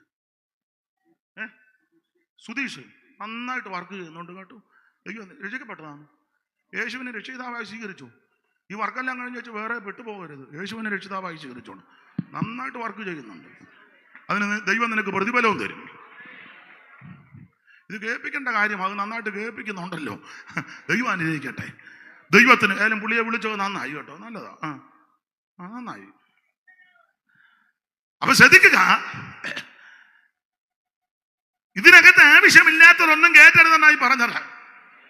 അപ്പൊ ദുർബലശക്കാർ നുഴഞ്ഞു വന്നു. ഇങ്ങനെ ഞാൻ പ്രസംഗിച്ച എന്റെ വാപ്പച്ച 9:30 അല്ല, ഇന്ന് 12:30 ആയാലും പോക്ക് നടക്കുകയല്ല. അതുകൊണ്ട് ഞാൻ അങ്ങ് വെട്ടിക്കുറയ്ക്കുക. ദൈവത്തിന് മഹത്വം. ഗലാത്യ ലേഖനം ഉപദേശ പെശകനെതിരെ എഴുതിയ ലേഖനമാണ്. എന്നാൽ അന്ന് നിങ്ങൾ ദൈവത്തെ അറിയാതെ സ്വഭാവത്താൽ ദൈവങ്ങളല്ലാത്തവർക്ക് അടിമപ്പെട്ടു. ഇപ്പോഴോ ദൈവത്തെ അറിഞ്ഞു. വായിക്കുമോനെ. ഇപ്പോഴോ ദൈവത്തെ അറിഞ്ഞു, വിശേഷാൽ ദൈവം നിങ്ങളെ അറിഞ്ഞുമിരിക്കെ. വിശേഷാൽ ദൈവം നിങ്ങളെ അറിഞ്ഞിരിക്കുക കേട്ടോ. നിന്റെ കുടുംബക്കാരും അറിഞ്ഞില്ലെങ്കിലും ദൈവം നിന്നെ അറിയുന്ന ദൈവമുണ്ട്. ഭാര്യ ഭർത്താവും മക്കളും ഒന്നും അറിയും. പേർഷ്യക്കാരും അറിയത്തില്ലെങ്കിലും നിന്നെ അറിയുന്ന ദൈവമുണ്ട്. അമേരിക്കക്കാരനും കാനഡക്കാരനും ഒന്നും നിനക്ക് മൈൻഡ് ചെയ്യുന്നില്ലെങ്കിലും നിരാശപ്പെടേണ്ട. അവനെ പള്ളും പറയരുത്. നിന്നെ അറിയുന്ന ഒരു ദൈവമുണ്ട്. ഇപ്പോഴോ ദൈവത്തെ അറിഞ്ഞു, വിശേഷാൽ ദൈവം നിങ്ങളെ അറിഞ്ഞു വിധിക്കേ. നിങ്ങൾ പിന്നെയും ബലഹീനവും ദരിദ്രവുമായ ആദ്യ പാഠങ്ങളിലേക്ക് തിരിഞ്ഞ് അവയ്ക്ക് പുതുതായി അടിമപ്പെടുവാൻ ഇച്ഛിക്കുന്നത് എങ്ങനെ? പഴയതിലോട്ട് നീ പോകരുത്. പഴയ ആചാരങ്ങളെ, മാമൂലുകളെ, അനുഷ്ഠാനങ്ങളെ, ആചാരങ്ങള് ഉണ്ടല്ലോ, ഒത്തിരി ഉണ്ടല്ലോ, അതിലോട്ട് നീ പോകരുത്. നമ്മൾ ദൈവത്തെ അറിഞ്ഞിരിക്കുക. മാത്രമാണോ ദൈവം നിന്നെ അറിഞ്ഞിരിക്കുക. ഇതിന്റെ എടുത്ത് പറയാ, നിങ്ങൾ ദിവസങ്ങളും വായിക്കുമോനെ, നിങ്ങൾ ദിവസങ്ങളും മാസങ്ങളും കാലങ്ങളും ആണ്ടുകളും പ്രമാണിക്കുന്നു. എന്നുള്ളത് അനുകൂലിച്ച് പറഞ്ഞാന്നോ കുഞ്ഞുട്ടി പാസ്റ്റേ? അനുകൂലിച്ചാന്നോ പറഞ്ഞു?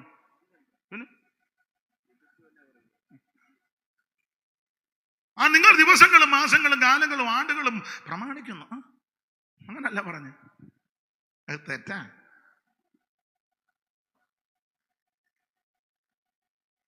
അന്തരീക്ഷം എല്ലാം പോയി. പെന്തിക്കോസുകാരോട് പറയാം, പെന്തിക്കോസുകാരോട് നീ ബർത്ത്ഡേ ഒന്നും ആഘോഷിച്ചേക്കരുത്.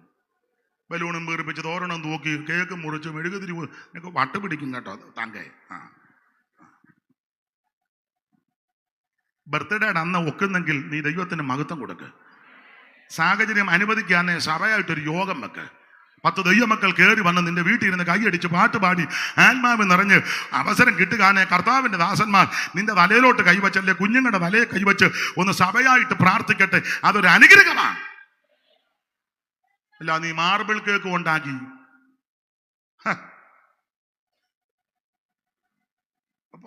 വയസ്സനുസരിച്ചാ മെഴുകുതിരി. ഇവനെല്ലാം ഭ്രാന്താന്ന്.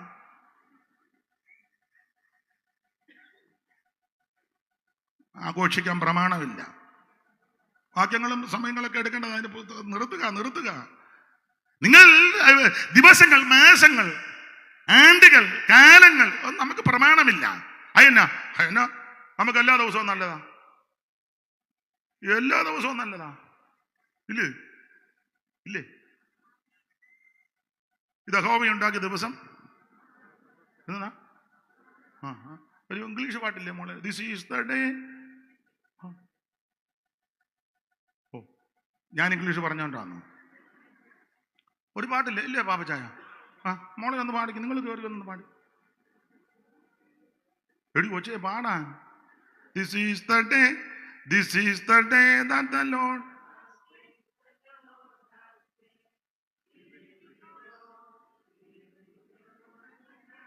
നല്ല റിജോയ്യ.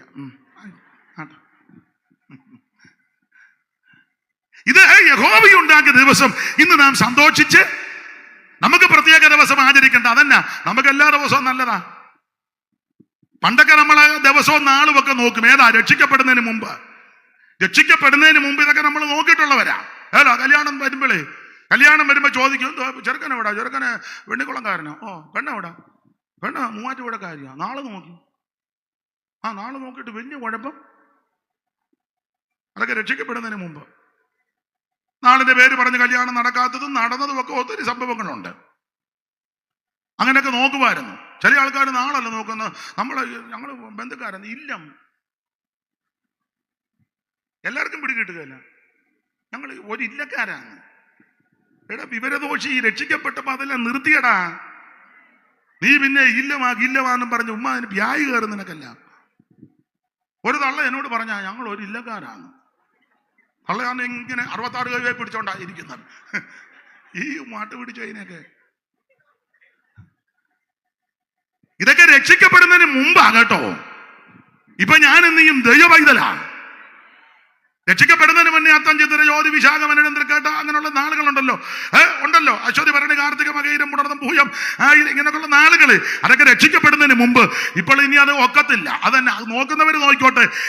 രക്ഷിക്കപ്പെട്ട് സ്നാനപ്പെട്ട് അഭിഷേകം പ്രാപിച്ച് തിരുമേശി എടുക്കുന്ന നിനക്കത് പ്രമാണമില്ല. പിന്നെ ഇപ്പൊ നമ്മുടെ നാള് ഏതാന്ന് ചോദിച്ചാൽ, പണ്ട് കോവൂരെ കുഞ്ഞോളച്ചമ്മ പ്രസംഗിക്കുമ്പോൾ പറയുമായിരുന്നു ഭാഗ്യനാള്. അതാണ് നമ്മുടെ, അതിനൊരു പാട്ടുമുണ്ട്, ഭാഗ്യനാൾ യേശു എൻ പാപം. അതാണ് നമ്മുടെ നാള്. അപ്പൊ അതാണ് നമ്മുടെ നാള്.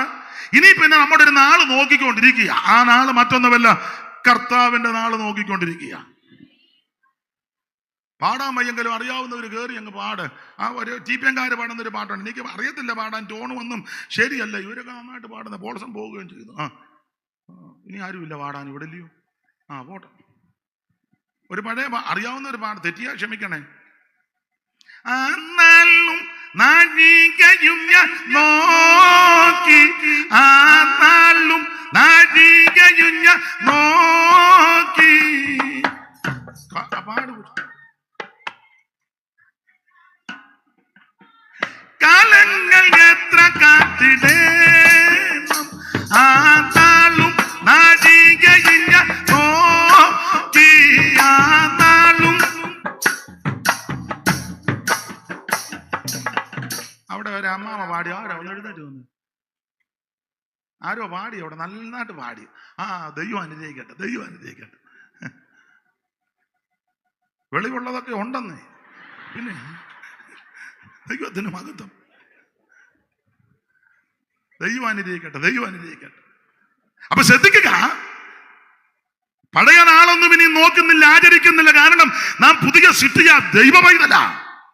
ഇനി നമ്മൾ കാത്തിരിക്കുന്നത്, നോക്കിയിരിക്കുന്നത് കർത്താവിന്റെ ദിവസത്തിനായി കാത്തിരിക്കുക. അതിലോട്ട് ഞാൻ വരുന്നുണ്ട്, കൊണ്ട് ഇപ്പൊ ആ ഭാഗത്തേക്ക് പോകുന്നില്ല. അപ്പോൾ ശ്രദ്ധിക്കുക, ആ പഴയതെല്ലാം അങ്ങ് വിട്ടേക്കണം. ദിവസങ്ങൾ, മാസങ്ങൾ, കാലങ്ങൾ, ആണ്ടുകളെല്ലാം അങ്ങ് പ്രമാണിക്കുക. ഇപ്പം ബർത്ത്ഡേ ആഘോഷിക്കുന്ന വെഡിങ് ആനിവേഴ്സറി, വെഡിങ് ആനിവേഴ്സറി. രണ്ടുപേരുടെ ദൈവത്തെ മഹത്വപ്പെടുത്ത ഒരു പ്രാർത്ഥന വെക്ക്, ദൈവത്തെ സ്തുതിക്ക്. ബുള്ളറ്റിന്റെ പുറകെടുത്ത് ഇങ്ങനെ അമിട്ട് പൊട്ടും പോലെ കൊണ്ടുപോകാം വെമ്പളയായിട്ട് വെഡിങ് ആനിവേഴ്സറി. കൊടൈക്കനാല്, ഊട്ടി, പിന്നെ അവിടെ ഇവിടെ എല്ലാം പോയിട്ട് രണ്ടുപേരോട് ഫോട്ടോ എടുക്കുന്നു, ഐസ്ക്രീം അങ്ങോട്ട് വെക്കുന്നു, അങ്ങ് ഞൊണയുന്നു. ഭയങ്കര ഞൊണച്ചില്ല. രണ്ടും കൂടെ മുട്ടയിലിരുന്ന് ദൈവത്തിന് മഹത്വം കൊടുക്കുക. അനേക കുടുംബം ശിഥിലമായപ്പോൾ, അനേകര് വിധവകളായപ്പോൾ, അനേകര് ഭാര്യമാരെ നഷ്ടപ്പെട്ടപ്പോൾ, ഞങ്ങൾക്ക് രണ്ടുപേർക്ക് ഒന്നിച്ച് ജീവിക്കുവാൻ എന്റെ ദൈവം ചെയ്ത കൃപയോർത്ത് ദൈവത്തിന് മഹത്വം കൊടുക്കുക. അല്ല, നീ ഉമ്മ കോക്കാമ്പീച്ച് കളിച്ച് നടക്കാതെ ദൈവത്തെ മഹത്വപ്പെടുത്തേ. ഒക്കുന്നെങ്കിൽ അന്നേ ദിവസം സഭയായിട്ടൊരു യോഗം അങ്ങ് വെക്കേ. സ്തോത്രം. ദൈവമക്കൾ ഒന്നിച്ചിരുന്ന് പ്രാർത്ഥിച്ച് ഒരു അനുഗ്രഹം തരട്ടെ. ദൈവത്തിന് മഹത്വം. ഇതൊക്കെ ചെയ്യേണ്ടത്. ബർത്ത്ഡേയും വെഡിങ്ങും. ഇനിയിപ്പോ പ്രായമുള്ള മൂപ്പിലമാർക്കല്ല ഇപ്പൊ സൂക്കേട് തന്നെ. സപ്തതി ഷഷ്ടി 60 കഴിയുമ്പോ സൂക്കേടാ. സപ്തതി ഷഷ്ടി, സപ്തതി 70, ഷഷ്ടി 60. വല്യപ്പനെ രണ്ട് കസേര. നേരത്തെ ഇതൊന്നും ഇല്ല, ഇപ്പൊ ഇച്ചിരി കാശായെന്നേ. പിള്ളേർ അങ്ങോട്ടും ഇങ്ങോട്ടൊക്കെ പോയി ഇച്ചിരി വരുമാനം വരാറായി. അപ്പൊ നിനക്ക് കുത്തലും തുടങ്ങി. ഇത് കണ്ടമാനം വരുമ്പോ തീയും കുത്തലുണ്ടാകുമല്ലോ. ഉണ്ടാകും. ആ പഴയ പരിവക്കേടെല്ലാം പാടി. ഞാൻ ചോദിക്കട്ടെ, പാപ്പച്ചാന്റെ അപ്പച്ചന്റെ കാലത്ത് വല്ലതും വെഡിങ് ആനിവേഴ്സറി വല്ലതും സപ്തതി ഷഷ്ടിയും വല്ലതും സത്യം പറയണവനോട്? സത്യമേ പറയാവോ? പാപ്പച്ചാൻ സത്യം പറയുമെന്ന് എനിക്കറിയാം. ദൈവത്തിന് മഹത്വം.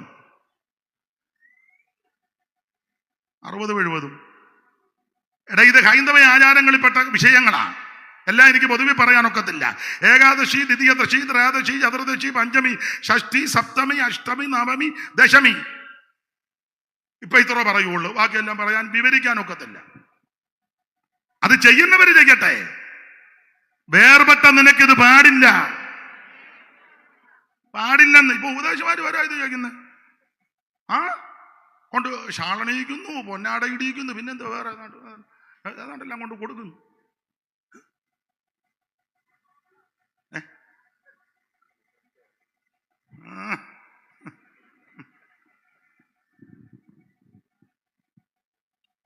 ഇത് പാടില്ല. വേർപെട്ട ദൈവപൈതൽ കർക്കശമായി വേർപാട് പാലിക്കണം. അത്യാവശ്യം. ആട്ടെ, ഞാൻ വിവരിക്കുന്നില്ല. ഗലാത്യ ലേഖനം വിടുക. എബ്രായ ലേഖനത്തിൽ വരണമല്ലോ. ഗലാത്യ ലേഖനം ഉപദേശ പശകനെതിരെയാണ്. എബ്രായ ലേഖനം വിശ്വാസ പശകനെതിരെയാണ്. കൊരിന്ത് ലേഖനം ജീവിത പശക കണ്ടതിനെ കറക്റ്റ് ചെയ്യാനാ. കൊരിന്തിലെ വിശ്വാസികൾ നല്ല വിശ്വാസികൾ. അവരെ പറ്റി എഴുതിയിരിക്കുന്ന ഒരു കൃപാവരത്തിലും 1:4 വായിച്ചോ മോനെ, പെട്ടെന്ന് വായിച്ചോ മോനെ. ഒരു കൊരിന്ത്യർക്ക് എഴുതിയ 1-ാം ലേഖനം 1-ാം അധ്യായത്തിന്റെ 4-ാം വാക്യം.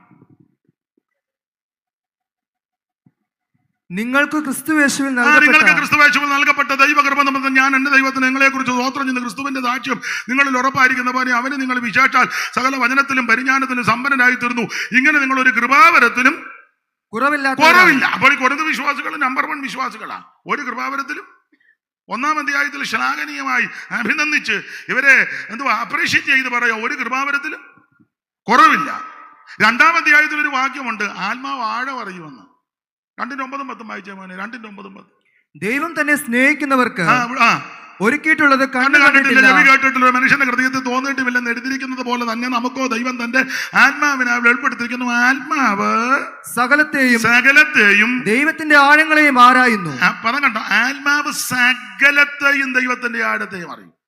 1-ാം അധ്യായത്തിൽ ശ്ലാഘിച്ച് പറഞ്ഞു, ഒരു കൃപാവരത്തിലും നമ്പർ 1 സഭ, മുന്തിയ സഭ, ഇതുപോലൊരു സഭ വേറെ ഇല്ല. നല്ല നമ്പർ 1 സഭ. പക്ഷേ 2-ാം അധ്യായത്തിൽ ഈ സഭയുടെ ആഴം പരിശുദ്ധാത്മാവെന്ന് അറിഞ്ഞു. ആഴം പറഞ്ഞാൽ ആത്മാവ് പറഞ്ഞാൽ എന്നാന്നറിയാം. 3:1 വായിരുമോനെ. 3:1. എന്നാൽ സഹോദരന്മാരെ നിങ്ങളോട് എനിക്ക് ആത്മീകന്മാരുടെന്ന പോലെ നിങ്ങളോട് എനിക്ക് ആത്മീകന്മാരുടെന്നത് പോലെയല്ല, ജഡീകന്മാരുടെന്നത് പോലെ ക്രിസ്തുവിൽ ശിശുക്കളായവരോടെന്ന പോലെ സംസാരിപ്പാൻ കഴിഞ്ഞുള്ളൂ. നോക്കിക്കേ, ഒന്നാം അധ്യായത്തിൽ ഇവർ ഒരു കൃപാവരത്തിലും കുറവില്ല. പക്ഷേ രണ്ടാം അധ്യായത്തിൽ ഇവരുടെ ആഴമെല്ലാം അറിഞ്ഞാൽ ആത്മാവ് പറയുക, നിങ്ങൾക്ക് പ്രവചനമുണ്ട്, അന്യഭാഷയുണ്ട്, വ്യാഖ്യാനമുണ്ട്, ദൂതുണ്ട്, കണ്ണടച്ചോണ്ട് നിങ്ങൾ എന്തെങ്കിലും കാണും. അതൊക്കെ നല്ല കാര്യമായി. ഇതൊക്കെ ഉണ്ട്. നിങ്ങൾ തമ്പർ അടിക്കും, സൈഡ് ഡ്രം വായിക്കും, ക്ലാർനെറ്റ് വായിക്കും, നന്നായിട്ട് പ്രസംഗിക്കും. പ്രസംഗമാണ്. പ്രാസം ഒപ്പിച്ച് കായ് തുടങ്ങിയ തായ് തുടങ്ങിയ നായി തുടങ്ങിയാൽ നായി തുടങ്ങിയ രായിൽ എന്നാ പ്രസംഗമാണ്. ബൈബിളും ശാസ്ത്രവും ലോകചരിത്രവും സഭാചരിത്രവും പിന്നെ വചനവും ഒക്കെ നിങ്ങൾക്ക് കാണാൻ പാഠമാണ്. വേറെ പുസ്തകം ഒന്നും വേണ്ട. അങ്ങ് നല്ലതാ, നല്ല പരിജ്ഞാനമാണ്. പരിജ്ഞാനം നല്ല ടൈവൊക്കെ കെട്ടി കൈയടിക്കാതെ ഇങ്ങനെ പരിജ്ഞാനത്തോടിരിക്കുന്നവരെ കണ്ടിട്ടില്ലേ? നല്ല പരിജ്ഞാനം. നിങ്ങൾ ഒരു കൃപാവരത്തിലും കുറവില്ല. വെളിപ്പാടുമൊക്കെ ഉണ്ട്. പക്ഷേ നിങ്ങളോട് ആത്മീകരോട് സംസാരിക്കുന്നത് പോലെ സംസാരിക്കാൻ പറ്റുന്നില്ലെന്ന്. പ്രവചനമൊക്കെ ഉണ്ട്, ദൂതുമൊക്കെ ഉണ്ട്, ഭൂതത്തെ ഇറക്കുകയും കയറ്റുകയും വിടുകയൊക്കെ ചെയ്യുന്നുണ്ട്. നല്ല കാര്യം. ഇതൊക്കെ ആണെങ്കിലും നിങ്ങളോട് ആത്മീകരോട് സംസാരിക്കുന്നത് പോലെ സംസാരിക്കാൻ പറ്റുന്നില്ല. നമ്മൾ ചിലരെ പറ്റി പറയല്ലേ, അമ്മാമ ആത്മീയ ഭയങ്കര ആത്മീയ ആരാധനയും പ്രാർത്ഥനയും, പക്ഷെ തലയോട് സംസാരിക്കുന്ന വളരെ ഇത് തന്നെ ഇവിടെയും പറഞ്ഞു.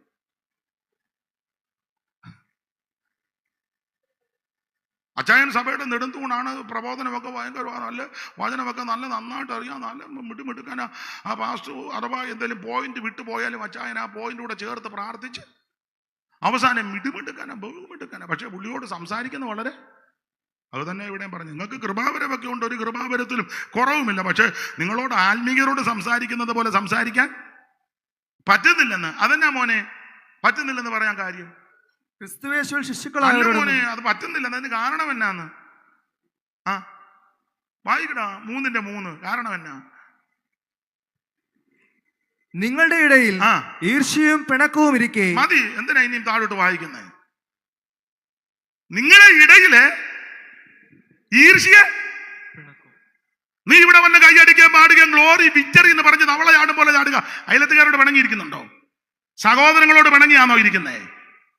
അമ്മായിയപ്പനോടും അമ്മായിയമ്മയോടും അപ്പനോടും അമ്മയോട് രമ്യതപ്പെട്ടാണോ? ഒരു സഭയെ കൂടുന്നവരുമായിട്ട് നീ ഉടക്കുണ്ടോ? ഉണ്ടെങ്കിൽ ഇന്ന് രാത്രി നീ മാനസാന്തരപ്പെട്ടോണം. നീ ഇവിടെ കിടന്ന് കാറിന്റെ വൈപ്പർ അടിക്കും പോലെ മഴയത്ത് പോകും പോലെ ഒന്നും പോകണ്ട. അപ്പനോടും മിണ്ടുകാല, അമ്മയോടും മിണ്ടുകാല, അയലത്തുകാരോടും മിണ്ടുകാല, വേണമെങ്കിൽ വൈരാഗ്യോ കൂശുമ്പും കുഞ്ഞും എന്നിട്ട് നിന്നങ്ങ് ചീസ് പാപ്പിയിട്ട് പോലെ അങ്ങ് നിൽക്കുക. തയ്യക്കാരൻ നിൽക്കും പോലെ നിൽക്കുക എപ്പോഴും ഇങ്ങനെ. ആത്മാവില്ല എപ്പോഴും പഴയ തയ്യക്കാരങ്ങളിൽ. നീ തയ്യൽ മിഷനുമായിട്ടൊന്നും വരണ്ട. നിങ്ങളോട് ആത്മീകരോട് സംസാരിക്കുന്നത് പോലെ സംസാരിക്കാൻ പറ്റുന്നില്ല. കാരണം വൈരുമോനെ 3:3 നിങ്ങളുടെ ഇടയിൽ ഈർഷ്യയും പിണക്കവും ഇരിക്കെ. നിങ്ങളുടെ ഇടയിൽ ഈർഷ്യയും പിണക്കും അതല്ലല്ലോ നിങ്ങളുടെ ഇടയിൽ വരണ്ടത്. അതാണോ? നിങ്ങളുടെ ഇടയിൽ ഈർഷ്യയും പിണക്കും അല്ല വരേണ്ടത്. പിന്നെന്തോ വരണം? നിങ്ങൾ കൂടി വരുമ്പോ ഈർഷ്യയും പിണക്കും വാങ്ങോ? അല്ല പിന്നെന്തുവാ? വായിച്ച മോനെ 14:26. നിങ്ങൾ കൂടി വരുമ്പോ എന്തുവാ വേണ്ടത്? 14:26 കണ്ണിക തുടങ്ങാൻ തീർത്ത് താഴെ വായിര്. ആകയാൽ എന്ത് സഹോദരന്മാരെ, നിങ്ങൾ കൂടി വരുമ്പോൾ താഴെ പറയേണ്ട കാര്യമാണ് വരേണ്ടത്. നിങ്ങൾ കൂടി വരുമ്പോൾ ഓരോരുത്തരും സങ്കീർത്തനമുണ്ട്. ഈർഷ്യം പിണക്കോ അല്ല വേണ്ടത്, സങ്കീർത്തനം വേണം. ഇപ്പൊ ചില വിദ്വാന്മാർ പറഞ്ഞ സങ്കീർത്തനം ഒന്നും വായിക്കരുതെന്ന. സങ്കീർത്തനം ഒന്നും വായിക്കരുത്. പണ്ട് നമ്മുടെ ഒരു ദൈവരാസൻ ഒരു സ്ഥലത്ത് ചെന്നപ്പോൾ അദ്ദേഹം പറഞ്ഞു, ഇവിടെ സങ്കീർത്തനം വായിക്കരുതെന്ന്. ഒരു വിദ്വാൻ അപ്പൊ ചോദിച്ചു, അതിനാ സങ്കീർത്തനം വായിക്കരുതെന്ന്? ആ സങ്കീർത്തനം അത് ദാവീദിന്റെ കാര്യമാണ്. അതിനെന്നെ അത് ദാവീദ് പാപം ചെയ്ത ആളാണ്. അതൊന്നും ഇവിടെ പറയണ്ട. പിന്നെ എന്നാ പറയണം? സുവിശേഷം പറയാൻ. ഉടനെ പുള്ളി നല്ല എടുക്കാനാ. പുള്ളി ചോദിച്ചു, സുവിശേഷം എന്നാൽ എന്നാ? പറ, സുവിശേഷം എന്നാൽ എന്നാ? അപ്പൊ പിന്നെ ദാവീദിനെ പറയാൻ എനിക്കല്ലേ? ഏടാ പൊട്ടൻ കണാപ്പ, ഊളം വർത്താനം പറയരുത്. പണ്ട് പട്ടര് ഇന്റർവ്യൂവിന് ചെന്നപ്പം മുസ്ലിമും ക്രിസ്ത്യാനി ആയിരിക്കുന്ന പട്ടര്, പാലക്കാട്ടൻ പട്ടര്, നല്ല ബുദ്ധിമാന്മാരില്ലേ, ശേഷനെയൊക്കെ അറിയത്തില്ലയോ, TN ശേഷൻ. പുള്ളി വന്നാൽ പിന്നെ ഇങ്ങനൊരു സംഗതി ഉണ്ടെന്ന് തന്നെ ഇലക്ഷൻ കമ്മീഷണറായിട്ട് ബുദ്ധി രാക്ഷസന്മാരാ. അപ്പോൾ അത് ഒരു പാലക്കാടൻ പട്ടണം അങ്ങോട്ട് ഇന്റർവ്യൂ ചെയ്തപ്പോൾ നമ്മുടെ ആൾക്കാരായിരിക്കുന്നത്. അപ്പം പട്ടനല്ലേ, പൊട്ടനില്ലെന്ന പഴയ ഒരു ചൊല്ലുണ്ട്. പുള്ളി അങ്ങോട്ട് ചെന്നിരുന്ന ഇരിക്കാൻ പറഞ്ഞിരുന്നോണ്ട് നമ്മുടെ ആൾക്കാർ ഈ ഉള്ള മൂരിയെയും കാളയെല്ലാം അടിച്ചല്ലേ ഇവന്മാരിരിക്കുന്നേ. അങ്ങോട്ട് പുള്ളിയോട് ചോദിക്കുക, ഇന്റർവ്യൂവിന് ആ വിഷയം ചോദിച്ചാൽ പോരെ. അവന്മാരെ പുള്ളിയെ ഒന്ന് കൊച്ചാക്കാൻ പട്ടരോട് ചോദിക്കുക, എന്തിനാ ഈ കാതയൊക്കെ എടുത്തതെന്ന്. പുള്ളിക്ക് കടുക്കൻ ഉണ്ടായിരുന്നു, കടുക്കൻ മാറ്റി വെച്ചാൽ അപ്പം അതിൻ്റെ സുഷിരമുണ്ട് കാതയിൽ. ഇയാൾ ചോദിക്കുക, എന്തിനാ കാതയിൽ എന്തിനാ കിടുത്തതെന്ന്. പുള്ളി പറഞ്ഞു, ഇതുപോലത്തെ ഊളം ചോദ്യം വരുമ്പോൾ ഇതിലെ കൂടെ പുറകോട്ട് പോകാനാണ്. സൂക്കാട് തീർന്നല്ലോ. തീർന്നില്ലേ? സൂക്കാട് തീർന്നില്ലേ?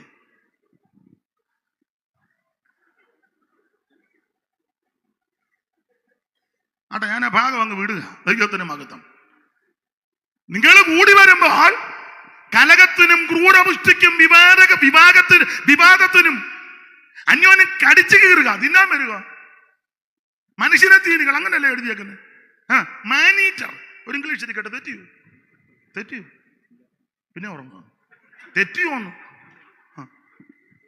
ദൈവത്തിന് മകൻ ഭാഷ തെറ്റിയോ? നമ്മുടെ ഭാഷ പേരും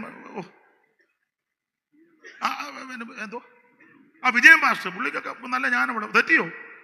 മാനീറ്റർ ഉഞ്ചായ തെറ്റിയോ? നിങ്ങൾ കൂടി വരുന്നത് അന്യോന്യം കടിച്ചു കീറാനല്ല. ഞായറാഴ്ച സഭ വരുന്നത് ചർച്ച ചെയ്യാനല്ലെന്ന്. ഞായറാഴ്ച വഴക്കുണ്ടാക്കാനും പുക്കാറുണ്ടാക്കാനും അല്ല സഭ വരുന്നത്. ചൊല്ലിപ്പറത്തിൽ ഈ ഞായറാഴ്ച ഞാൻ ചോദിക്കുന്നുണ്ട്, മിണ്ടിപ്പോകരുത് നീ. ചില പെണ്ണുങ്ങൾ പറയും, നിങ്ങൾ തന്നെ ചോദിക്കാത്ത, നിനക്കും വെച്ചിട്ടുണ്ട് കേട്ടോ. നീ അവനെ ചാട്ടാക്കയറ്റി വിടുക. ഞായറാഴ്ച കൂടി വരുമ്പോഴേ വഴക്കും പുക്കാറും വിവാദമല്ല, പിന്നെ എന്തുവാ കൂടി വരുമ്പോ? വായിക്കും മോനെ, എല്ലാവരും കേക്കട്ടെ. വായിക്കടാ 14:26. സഹോദരന്മാരെ, നിങ്ങൾ കൂടി വരുമ്പോൾ ഓരോരുത്തരും സങ്കീർത്തനമുണ്ട്. കൂടി വരുമ്പോ സങ്കീർത്തനം ഉണ്ടായിരിക്കണം. പിന്നെ ഉപദേശം പറഞ്ഞിരിക്കണം. പിന്നെ വെളിപ്പാടുണ്ട്. വെളിപ്പാടുണ്ടായിരിക്കണം. പിന്നെ അന്യഭാഷയുണ്ട്. നിന്നിട്ടില്ല കേട്ടോ.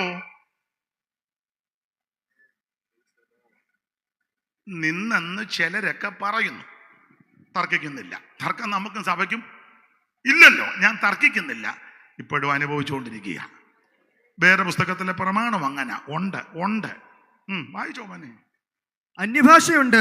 ഉണ്ടെന്ന്, നിന്നില്ലെന്ന്. പിന്നെ വ്യാഖ്യാനമുണ്ട്. അതുകൊണ്ട് വ്യാഖ്യാനമുണ്ട്. പിന്നെ സകലവും ആത്മീക വർധനയ്ക്കായി. നമ്മൾ കൂടി വരുമ്പോൾ ഇതൊക്കെയാ വേണ്ടത്. അല്ലാതെ അതും ഇതും ഞങ്ങളുടെ സഭയിലൊരു തള്ള വരുമ്പോ പറയാം, അന്തും ഇന്തും പറയാതെ.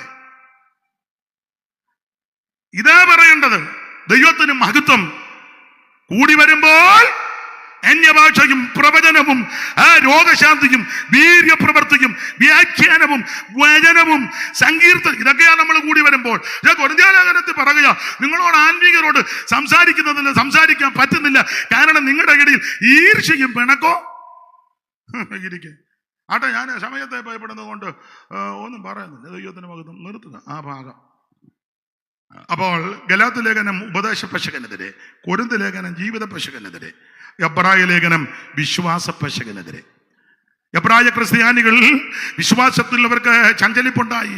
ഇറങ്ങിത്തിരിച്ചത്, വിട്ടേച്ചു പോകുന്നത്, വർജിച്ചത്, വേണ്ടെന്ന് വെച്ചത് അബദ്ധമായോ എന്നൊരു ചിന്ത ഇവരുടെ അകത്ത് കയറി. എബ്രായ ലേഖനത്തിലെ പ്രധാനപ്പെട്ട വിഷയം ഏറെ നല്ലത്. ഇതിലെ പ്രധാനപ്പെട്ട പുരുഷൻ മറ്റാരുമല്ല, എല്ലാവരിലും ശ്രേഷ്ഠനാകുന്ന, ഉന്നതനാകുന്ന, മഹിമയുള്ള നസറയനാകുന്ന യേശു ക്രിസ്തു. ഓരോ അധ്യായത്തിലും നമുക്കറിയാം, യേശു ക്രിസ്തു ശ്രേഷ്ഠൻ അങ്ങോട്ട് തെളിയിക്കുക. അവിടുന്ന് ദൈവദൂതന്മാരെക്കാൾ ശ്രേഷ്ഠൻ, അവിടുന്ന് അപ്പോസ്തലന്മാരെക്കാൾ ശ്രേഷ്ഠൻ, അവിടുന്ന് മോശയേക്കാൾ ശ്രേഷ്ഠൻ, അവിടുന്ന് യോശുവയേക്കാൾ ശ്രേഷ്ഠൻ, അവിടുന്ന് ഹാബേലിനേക്കാൾ ശ്രേഷ്ഠൻ, അവിടുന്ന് പുരോഹിതന്മാരെക്കാൾ ശ്രേഷ്ഠൻ, അവിടുന്ന് മഹാപുരോഹിതന്മാരെക്കാൾ ശ്രേഷ്ഠൻ, അവിടുന്ന് ഹാബേലിനേക്കാൾ ശ്രേഷ്ഠൻ, അവിടുന്ന് മൽക്കിസദേക്കിനേക്കാൾ ശ്രേഷ്ഠൻ, അവിടുന്ന് സ്വർഗത്തെക്കാൾ ശ്രേഷ്ഠൻ. എന്നിട്ട് പറയുക, ഇവൻ എത്ര മഹാനെന്നൊന്ന് നോക്ക്, നന്നായിട്ട് നോക്ക്. കാണാൻ കൊള്ളാവുന്നവനായ യേശു. ദൈവത്തിന് മഹത്വം. നല്ല സുന്ദരൻ. ശൂന്യകാരി പറയാ, എന്റെ പ്രിയനോ വെണ്മയും ചൂമ്പ് കൊള്ളുമ്പോൾ 10,000 അതിശ്രേഷ്ഠൻ. ആട്ടെ, പാട്ടലിന് സമയം ക്ഷമിക്കും, സമയമില്ലാത്തതുകൊണ്ടല്ലേ ഞാൻ പാടിച്ചതിന്. 2-3 അടിച്ചല്ലോ മതി. ദൈവത്തിന് ഇവരെ ഞാൻ വിളിച്ചു വരുത്തിയതാ, വരാൻ പറഞ്ഞു. പകലും ഉണ്ടായിരുന്നു. പകല് നല്ല താളത്തിൽ വായിച്ചു. ഞാൻ പറഞ്ഞു വൈകിട്ടും വരാൻ പറഞ്ഞു. നാളെയും കൂടെ വാവുക്കുന്നു. അപ്പൊ ശ്രദ്ധിച്ചേ, ജോൺസാൻ പണം കരുത് കേട്ടോ. ഗൾഫിൽ ചെന്നപ്പോൾ പുള്ളിയായിരുന്നു എൻ്റെ കൂടെ എല്ലായിടത്തും. എല്ലാം മറന്നു. ദൈവത്തിന് മഹത്വം. ആ ഷാർജ വർഷിപ്പ് സെന്ററിനോട് ചേർന്ന് ആ പുള്ളി താമസിക്കുന്നത്. എനിക്ക് വലിയ ആശ്വാസമായിരുന്നു. അവിടെ അന്ന് ടൈം അനുസരിച്ചല്ലേ യോഗം. 4-5 യോഗത്തിന് കുടിച്ച് പുള്ളിയുടെ വീട്ടിലോട്ട് കയറും, ഒന്ന് കുളിച്ച് വിശ്രമിക്കും, പിന്നെയും വരും. നല്ല ആശ്വാസമായിരുന്നു. ദൈവം വീടെല്ലാം വിട്ടെന്ന് തോന്നുന്നു. ദൈവത്തിന് മഹത്വം. അപ്പൊ ശ്രദ്ധിക്കുക, ഈ എബ്രായ ലേഖനം ഇതിലെ പ്രതിപാദ്യ പുരുഷൻ നസറയനാകുന്ന യേശു ക്രിസ്തു, ഇവൻ എത്ര മഹാനെന്ന് ഒന്ന് നോക്ക്. ദൈവത്തിന് മഹത്വം. ആട്ടെ, എല്ലാ ഭാഗവും എടുക്കുന്നില്ല. 9-ാം അധ്യായം 24 മുതൽ 28 വരെ വായിച്ചത്. ഈ 9-ാം അധ്യായത്തെ 2 ഭാഗമായിട്ടാണ് പഠിക്കുന്നത്. 2 ഭാഗം എന്ന് പറഞ്ഞാൽ ആദ്യത്തെ കൂടാരവും സ്വർഗത്തിലെ കൂടാരവും. 2 കൂടാരം. ഈ ഭൂമിയിലെ കൂടാരവും സ്വർഗത്തിലെ കൂടാരം. അത് എല്ലാം അടുക്കിടക്ക്. ഇതൊക്കെ ഇവർ നന്നായിട്ടൊക്കെ പഠിപ്പിക്കുന്നവരായിരിക്കുന്നത്. അവരിയ്ക്കുന്ന കണ്ടോ, ഞാൻ പറയുന്നത് ഒക്കുന്നുണ്ടോ എന്ന് നോക്കിയിരിക്കുക. എനിക്ക് ആ ഇരിപ്പ് കാണുമ്പോൾ അറിയാം. പിന്നെ തെറ്റുന്നുണ്ടോ ഒക്കുന്നുണ്ടോ എന്നൊക്കെ നോക്കിയായിരിക്കുന്നത്. ഇത്രയൊക്കെ ഒക്കുവുള്ളൂ, ബാക്കി നിങ്ങളൊക്കെ ഒന്ന് സഹായിച്ചേ. ദൈവത്തിന് മഹത്വം. അപ്പൊ ഈ 9-ാം അധ്യായത്തിൽ ഈ ഭൂമിയിലെ കൂടാരവും ഇതുപോലൊരു കൂടാര സ്വർഗത്തിലുണ്ട്. 2 വ്യത്യസ്തമാണ്. എല്ലാ ഭാഗവും എടുക്കുന്നില്ല. ഒത്തിരി വ്യത്യസ്തതകൾ, ഒത്തിരി താരതമ്യ പഠനമൊക്കെ ഉള്ളത്. ഈ ഭൂമിയിലെ കൂടാരം അത് 9:1 വായിച്ചേ മോനെ. 9:1. എന്നാൽ ആദ്യ നിയമത്തിനും ആരാധനയ്ക്കുള്ള ചട്ടങ്ങളും ലൗകികമായ വിശുദ്ധ മന്ദിരവും നോക്കിയേ. ഈ കൂടാരം ലൗകികമാണ്, എന്നാൽ അവൻ മേളിലൊരെണ്ണമുണ്ട്, അത് സ്വർഗീയമാണ്. വായിച്ച മോനെ 11 വാക്യം. 9:11. ക്രിസ്തുവോ വരുവാനുള്ള നന്മകളുടെ മഹാപുരോഹിതനായി വന്നിട്ട് കൈപ്പണി അല്ലാത്തതായി വായിച്ചോ എന്ന് വെച്ചാൽ, എന്നാലും നീ വായിക്കുന്നല്ലോ. ദൈവം നിന്നെ അനുഗ്രഹിക്കട്ടെ. പേര് ഞാൻ പിന്നെയും മറന്നുപോയി. നിഖിലേഷ എന്നൊക്കെ ഒരു പാട്ടിന്റെ വരിയുണ്ട്. പിന്നെ അപ്പം നല്ല നല്ല നല്ല പേരാ. ഒന്നുകൂടെ വായിച്ചോ മോനെ 11. ക്രിസ്തുവോ വരുവാനുള്ള നന്മകളുടെ മഹാപുരോഹിതനായി വന്നിട്ട് കൈപ്പണി അല്ലാത്തതായി എന്ന് വെച്ചാൽ ഈ സൃഷ്ടിയിൽ ഉൾപ്പെടാത്തതായി വലിപ്പവും തികവുമേറിയ ഒരു കൂടാരത്തിൽ കൂടി ആട്ടുകൊറ്റന്മാരുടെയും പശുക്കിടാങ്ങളുടെയും രക്തത്താലല്ല. എല്ലാ ഭാഗവും എടുത്ത് പറയുവാനായിട്ട് സമയം അനുവദിക്കുന്നില്ല. എനിക്ക് ഈ ഭാഗമൊക്കെ അടുക്കടുക്കായിട്ട് പറയണമെങ്കിൽ കുറച്ചുകൂടെ സമയമൊക്കെ ആവശ്യമായ തത്തുല്യമായ പാട്ടും ഒക്കെ ചേർത്താ പറയുന്നത്. ഇന്ന് അതിന് മുതിരുന്നില്ല. ഇന്നെല്ലാം അങ്ങ് ട്രെയിനിന്റെ ചങ്ങല പിടിക്കും പോലെ പിടിക്കുക ഞാൻ. അപ്പൊ ശ്രദ്ധിക്കുക, ഈ 2 കൂടാരം, ഒന്ന് ഈ ഭൂമിയിലെ കൂടാരം, 2 സ്വർഗീയ കൂടാരം. ഈ ഭൂമിയിലെ കൂടാരം താൽക്കാലികമാണ്, പക്ഷെ അത് നിത്യമാണ്. ഈ ഭൂമിയിലെ കൂടാരം ഒരു സാദൃശ്യമാണ്. സ്വർഗീയ കൂടാരം സാദൃശ്യമല്ല, ദൈവത്തിന്റെ മകൻ ഒറിജിനലാണ്. ഈ കൂടാരത്തിൽ, ഏതാ ഭൂമിയിലെ കൂടാരത്തിൽ, പുറപ്പാട് 25 എടുക്കേണ്ടതാ, തുനിയുന്നില്ല. ലേവ്യായും ഒക്കെ എടുക്കണം. ഈ കൂടാരത്തിൽ കൂടെ യാഗം കഴിച്ചിട്ടും പാപത്തിന് പൂർണ്ണ പരിഹാരമില്ല. എന്നാൽ സ്വർഗീയ കൂടാരത്തിലേക്ക് ഒരുവൻ പോയിട്ടുണ്ട്, അവൻ പൂർണ്ണ പരിഹാരം വരുത്തിയച്ച. ഈ ഭൂമിയിലെ കൂടാരത്തിൽ പരിശുദ്ധ സ്ഥലത്ത് ആർക്കും ചെല്ലാൻ ഒക്കത്തില്ല. എന്നാൽ സ്വർഗീയ കൂടാരത്തിലേക്ക് പറയുക, ധൈര്യത്തോടെ ഇനി കയറി വാ. ദൈവത്തിന് മഹത്വം. ഈ 9-ാം അധ്യായം 2 ഭാഗമായിട്ട് 9-ാം അധ്യായത്തിന്റെ 1 മുതൽ 10 വരെയും 11 മുതൽ 22 വരെയും 2 ഭാഗമായിട്ടാണ്. നമ്മൾ 2-ാം ഭാഗത്തിൽ നിന്നാണ് വായിച്ചത്. 2-ാം ഭാഗത്തിന്റെ 24-ാമത്തെ വാക്യം മുതൽ 28-ാമത്തെ വാക്യം വരെയാണ് വായിച്ചത്. സമയത്തെ ഭയപ്പെടുക, അതുകൊണ്ട് ഇടയ്ക്കൊക്കെ അങ്ങ് വിട്ടു പോവുക. ദൈവത്തിന് മഹത്വം. അപ്പൊ ശ്രദ്ധിക്കുക, ഈ 2-ാം ഭാഗത്ത് ഓർപ്പിച്ചല്ല വായിച്ച തിരുവെടുത്തിന്റെ വെളിച്ചത്തിൽ യേശുക്രിസ്തുവിന്റെ 3 പ്രത്യക്ഷത. 1-ാമത്തെ പ്രത്യക്ഷത 26-ാം വാക്യം ഒന്നുകൂടെ വായിക്കും മോനെ. നിഖിലേ വായിരോ 26. അങ്ങനെയായാൽ ലോകസ്ഥാപനം മുതൽക്ക് അവൻ പലപ്പോഴും കഷ്ടമനുഭവിക്കേണ്ടിയിരുന്നു. എന്നാൽ അവൻ ലോകാവസാനത്തിൽ സ്വന്തം യാഗം കൊണ്ട് പാപപരിഹാരം വരുത്തുവാൻ ഒരിക്കൽ പ്രത്യക്ഷനായി. അപ്പൊ ആദ്യത്തെ പ്രത്യക്ഷത, ആ പ്രത്യക്ഷത എവിടായിരുന്നു ചോദിച്ചാൽ ഈ ഭൂമിയിലേക്ക് യേശു ക്രിസ്തു പ്രത്യക്ഷപ്പെട്ടു. പ്രത്യക്ഷപ്പെടുക എന്ന് പറഞ്ഞാൽ പെട്ടെന്നുണ്ടായതല്ല, അവിടുന്ന് മുന്നമേ ഉണ്ടായിരുന്നു. ഈ ഭൂമിയിലേക്ക് അവിടുന്ന് വന്നു. അതാണ് ആദ്യത്തെ പ്രത്യക്ഷത. ഈ പ്രത്യക്ഷത ചുമ്മാ വന്നതല്ല. ഒരു സുപ്രഭാതത്തിൽ പൊട്ടി വീണതൊന്നുമല്ല. അങ്ങനെ വന്ന ഒത്തിരി ആൾക്കാർ, പണ്ഡിതന്മാരുണ്ട്, പണ്ഡിത ശിരോമണികളുണ്ട്, വിദ്യാനിപുണന്മാരുണ്ട്, മതനേതാക്കന്മാരുണ്ട്, രാഷ്ട്രീയ നേതാക്കന്മാരുണ്ട്, ഭരണതന്ത്രജ്ഞന്മാരുണ്ട്, ഈ ഭൂലോകത്തെ ഭരിച്ച മിടുക്കന്മാർ. അവരൊക്കെ ഒരു സുപ്രഭാതത്തിൽ, എന്റെ ഭാഷ പറഞ്ഞ അങ്ങ് വളർന്നതാ. യേശുക്രിസ്തു അങ്ങനെ ഒരു സുപ്രഭാതത്തിൽ പൊട്ടി വീണതല്ല. റബറും കാ പൊട്ടും പോലെ അങ്ങനെ വന്നതല്ല. പണ്ട് ഞാന് ഒരു യാത്ര പോയി. യാത്ര എന്ന് പറഞ്ഞാൽ കല്യാണത്തിന് പോയതാ, ഇപ്പോഴല്ല, വർഷങ്ങൾക്ക് മുമ്പ്. അപ്പം ടൂറിസ്റ്റ് ബസ്സിലാണ് പോയത്. ഞാനും ഉണ്ട്. ബന്ധുക്കോസുകാർ ഞങ്ങൾ 3-4 പേരേ ഉള്ളൂ. ബാക്കി 10-45 എണ്ണം എല്ലാം മറ്റുള്ളവരാ. അപ്പം അവര് വണ്ടിയിൽ സിനിമ ഇട്ടു. നമുക്ക് വല്ലതും മിണ്ടാൻ പറ്റുമോ? എന്നാ ചെയ്യാൻ? കുറച്ചു നേരം കണ്ണടയ്ക്കും, സ്റ്റണ്ട് വരുമ്പോ ഒന്ന് നോക്കും. മനുഷ്യനല്ലേ, നോക്കിപ്പോയി, പിന്നല്ലാതോ. അപ്പം കേൾക്കുകയും ചെയ്തു. കേൾക്കാം, വണ്ടിക്ക് അതെടുത്ത് ചാടാൻ പറ്റുമോ? അപ്പം അങ്ങനെ പോയപ്പം ആ സിനിമയിലെ ഒരു പാട്ട്, ഏത് സിനിമയാണെന്നോ പാട്ടിൻ്റെ വരി ഒന്നും എനിക്കറിയാൻ പറ്റില്ല. പക്ഷെ അതിലൊരു വരി ഇപ്പോഴും ഞാൻ ഓർക്കുന്നു, മാനത്തിൽ നിന്നെങ്ങാനും പൊട്ടി വീണോന്ന്. സാമിനറിയാമോ? ജോൺസാൻ അറിയാമോ? ഓ, ഇവരെല്ലാം ആത്മീയരായതുകൊണ്ട് ഇതൊന്നും അറിയത്തുമില്ല. മാഷന്മാർക്കും അറിയാൻ മേല. മാനത്തിൽ നിന്നെങ്ങാനും ഏതാ മോനെ? നിവിലിനറിയാമോ? അറിയോ? ആരാണ്ട് പാടുന്ന അവിടെ ഇരുന്ന് കേട്ടതാ. മാനത്തിൽ നിന്നെങ്ങാനും. യേശുക്രിസ്തു അങ്ങനെ മാനത്തിൽ നിന്ന് പെട്ടെന്ന് പൊട്ടി വീണതല്ല. അവിടുന്ന് അനാദിയായും ശാശ്വതമായും ദൈവമാണ്. ഫിലിപ്പിയ ലേഖനം പഠിപ്പിക്കുന്ന ദൈവരൂപത്തിലിരിക്കെ അല്ല, ദൈവമായിരിക്കെ ആ സമത്വം മുറുകെ പിടിച്ചുകൊള്ളണമെന്ന് വിചാരിക്കാതെ ദാസരൂപമെടുത്ത് വേഷത്തിൽ മനുഷ്യനായി നമുക്ക് വേണ്ടി ഭൂമിയിൽ പ്രത്യക്ഷനായി. ഇതാണ് ആദ്യത്തെ പ്രത്യക്ഷത. നിവാസികളെ രക്ഷ ചെയ്വതീന അക്ഷയകുമാരനേശു മർത്യനായി വന്നു. നിവാസികളെ രക്ഷ ചെയ്വതീന അക്ഷയകുമാരനേശു മർത്യനായി വന്നു.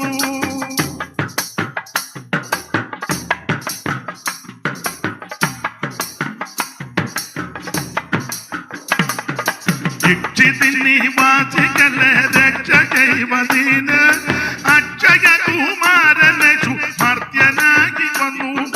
ബേഥലെ പൂജി മുതൽ ഗോശാലയിൽ പിറന്നു. ജാതമോദ ദൂതന്മാർ പാട്ടിടുന്നു തന്നെ.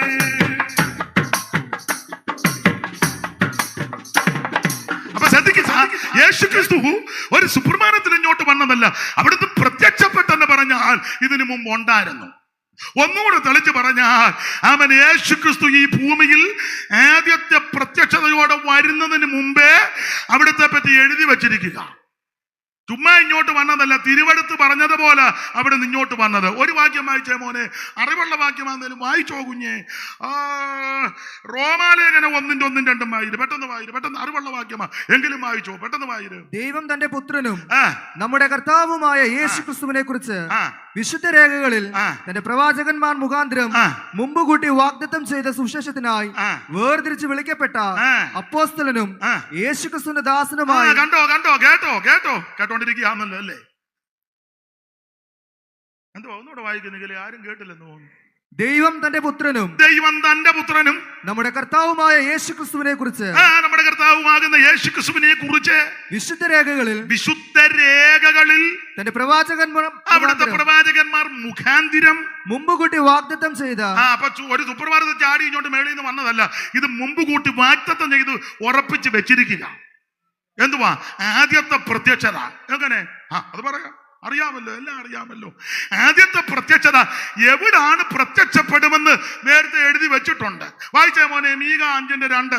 എല്ലാം അറിവുള്ള വാക്യമാ, ഒന്നുകൂടെ വായിച്ചു. ആദ്യത്തെ പ്രത്യക്ഷത എവിടാ പ്രത്യക്ഷപ്പെടുമെന്ന്, എവിടെ ജനിക്കുമെന്ന്, ജനിക്കുന്നതിന് നൂറ്റാണ്ടുകൾക്ക് മുമ്പ് പ്രവാചകന്മാർ മുഖാന്തരം അവിടുന്ന് മുൻപ് കൂട്ടി വാഗ്ദത്തം ചെയ്തു. വായിക്കും മോനെ, മീക 5:2. നീയോ ബേത്ലഹേം എഫ്രാത്തേ, നീ യഹൂദ സഹസ്രങ്ങളിൽ ചെറുതായിരുന്നാലും ഇസ്രായേലിന് അധിപനായിരിക്കുന്നവൻ എനിക്ക് നിന്നിൽ നിന്ന് ഉത്ഭവിച്ചു അപ്പൊ വരും. എവിടെ ജനിക്കും? ഈ ആദ്യത്തെ പ്രത്യക്ഷത, ആ ഒന്നാമത്തെ പ്രത്യക്ഷത വിഷയത്തോട് ബന്ധപ്പെട്ട് ആദ്യത്തെ പ്രത്യക്ഷത എവിടെയാണ് ജനിക്കുന്നെന്ന് മീഖായിൽ കൂടി ദൈവം നേരത്തെ അറിയിച്ചു. എവിടാ ജനിക്കുന്നത്? മൈക്ക് കൂടെ പറഞ്ഞു. ബേത്ലഹേമിൽ. അതാ ബേത്ലഹേം. അവിടെ ആണോ ജനിച്ചേ? ഇവിടെ പറഞ്ഞു വെച്ചു പിന്നെ ബേർശേബയിലാണോ ജനിച്ചേ? ബേത്ലഹേമിൽ തന്നെ ജനിച്ചേ. വായിരു മോനെ മത്തായി 2:1. ചടികടാന്ന് വായിക്കടാ. ദൈവം നിന്നെ അനുഗ്രഹിക്കട്ടെ. എന്നാലും ചടികടാന്ന് വായിക്കുന്നുണ്ടോ? വായിരു എടുത്തു കൊടുക്കടാ അവന്. ഹെരോദ രാജാവിന്റെ കാലത്ത് യേശു യെഹൂദയിലെ ബേത്ലഹേമിൽ ജനിച്ച ശേഷം. അപ്പം മീകാ പ്രവചനം 5:2 പറഞ്ഞു ബേത്ലഹേമിൽ ജനിക്കും. നൂറ്റാണ്ടുകൾ കഴിഞ്ഞപ്പോൾ ആ പ്രവചനത്തിന്റെ നിവർത്തി എന്നവണ്ണം അവിടെ തന്നെ ജനിച്ചു. ബേത്ലഹേം പട്ടണത്തിൽ ജാതനെ, ബേത്ലഹേം പട്ടണത്തിൽ ജാതനെ, ബേത്ലഹേം പട്ടണത്തിൽ ജാതനെ, ജ്ഞാനികൾക്കുള്ളിരിക്കും, ജ്ഞാനികൾക്കുള്ളിരിക്കും വേദവേദാന്തനെ, ബേത്ലഹേം പട്ടണത്തിൽ ജാതനെ.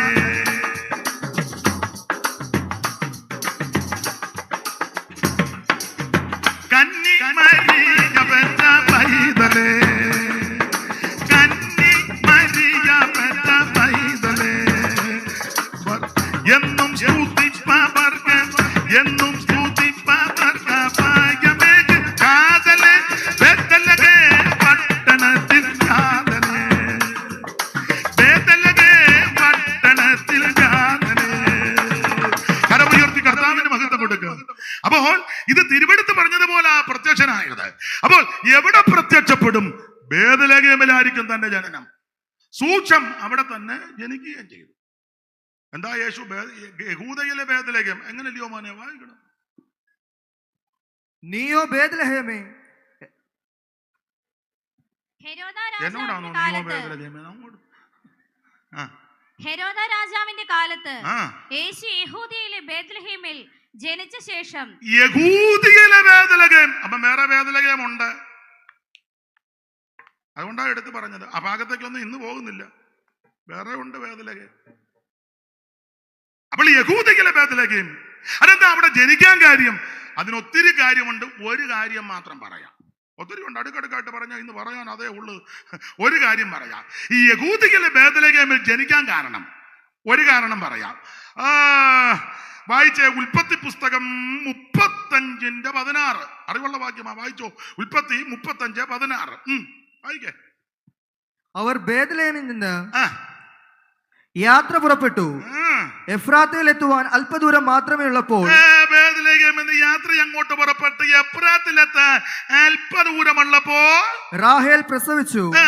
റാഹേൽ പ്രസവിച്ചു. അടുത്തത് പ്രസവിക്കുമ്പോൾ അവൾക്ക് കഠിന വേദന ഉണ്ടായി. കഠിനവേദനയോടുകൂടെ പ്രസവിക്കുന്നു. അടുത്ത വാക്യം. അങ്ങനെ പ്രസവത്തിൽ അവൾക്ക് കഠിന വേദന ആയിരിക്കുമ്പോൾ സൂതികർമ്മണി അവളോട് ഇതുവരെ മകനായിരിക്കും എന്ന് പറഞ്ഞു. ജീവൻ പോകുന്ന സമയത്ത് അവൾ അവന് ബെനോനി എന്ന് പേരിട്ടു. അവന്റെ അപ്പൻ അവന് ബെന്യാമീൻ എന്ന് പേരിട്ടു. അടുത്ത വാക്യം. റാഹേൽ മരിച്ചിട്ട് അവളെ ബേത്ലഹേം എന്ന ബേത്ലഹേം എന്ന എഫ്രാത്തിന് പോകുന്ന വഴിയിൽ അടക്കം ചെയ്തു.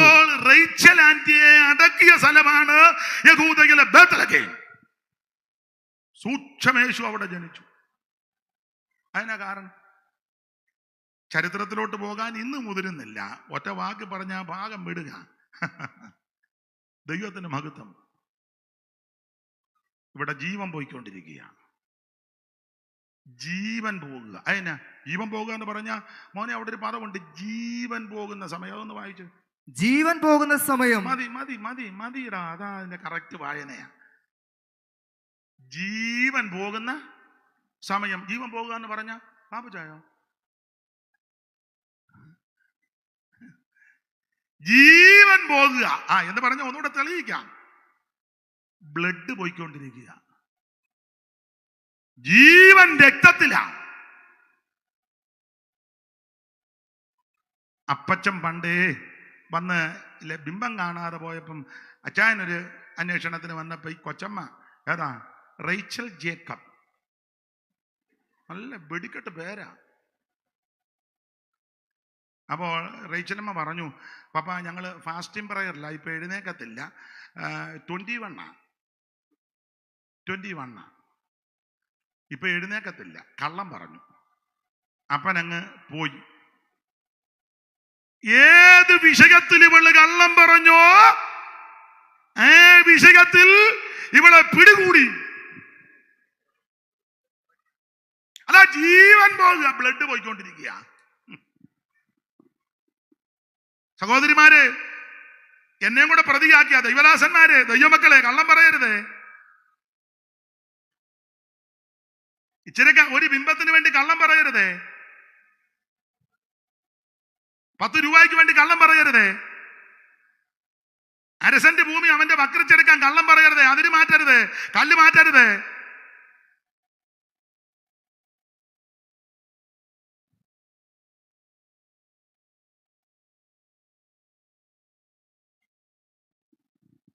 ഇപ്പോഴും മുട്ടുസൂചി വീണ അറിയാം.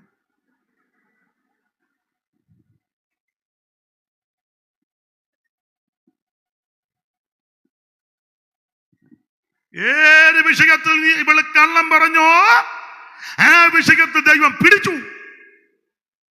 ചില പറയത്തില്ല, എന്നെ അമ്മാമ്മ യോഗത്തിന് വരാൻ ഞാൻ തലവേദനയായിരുന്നു പക്ഷെ തള്ളയ്ക്ക് ഒരു കുഴപ്പമില്ല, സൂക്ഷം നിനക്ക് തലവേദന വരും. എന്നാ യോഗത്തിന് വരാഞ്ഞ് പെട്രോൾ ഇല്ലായിരുന്നു, ടാങ്ക് നിറച്ചു കിടക്കുക, എന്നാലും കള്ളം, സൂക്ഷം നിന്റെ പെട്രോൾ തീരും. കൺവെൻഷൻ എന്തെങ്കിലും ചെലവ്, 5 പൈസ കയ്യിൽ, സൂക്ഷം അതുപോലെ വരും.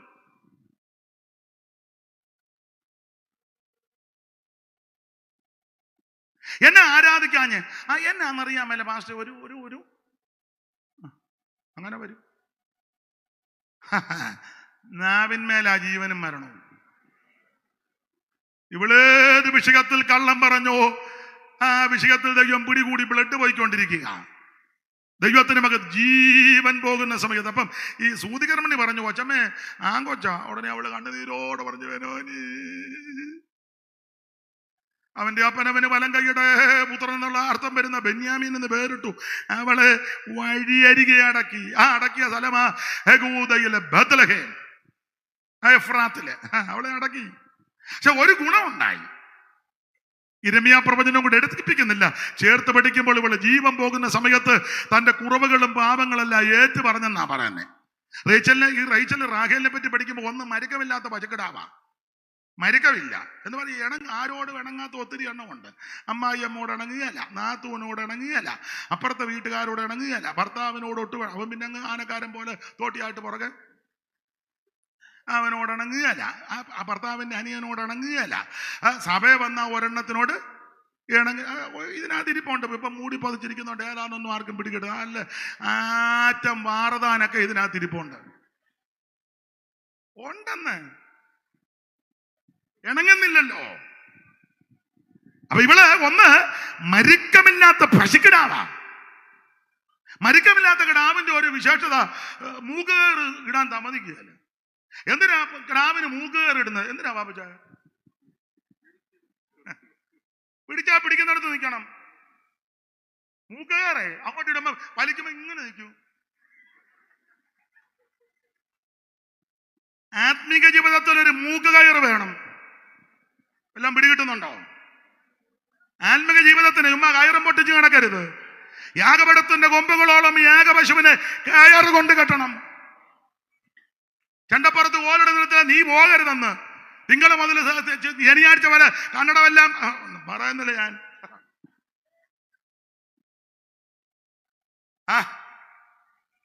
തിങ്കള മുതൽ ശനിയാഴ്ച വരെ 28 കെട്ടിന് ആണ്ടിയാത്തതിനും അടിയന്തരത്തിനും 16 അടിയന്തരത്തിനും ഓരാണ്ടിനും അതിനും ഇതിനും എല്ലാം പോയിച്ച് ഞായറാഴ്ച ആകുമ്പോ ചങ്ങാടം തള്ളിക്കൊണ്ട് വരുന്നത് പോലെ വരിക. എന്തിനാടാ ഇങ്ങനെ വരുന്നേ?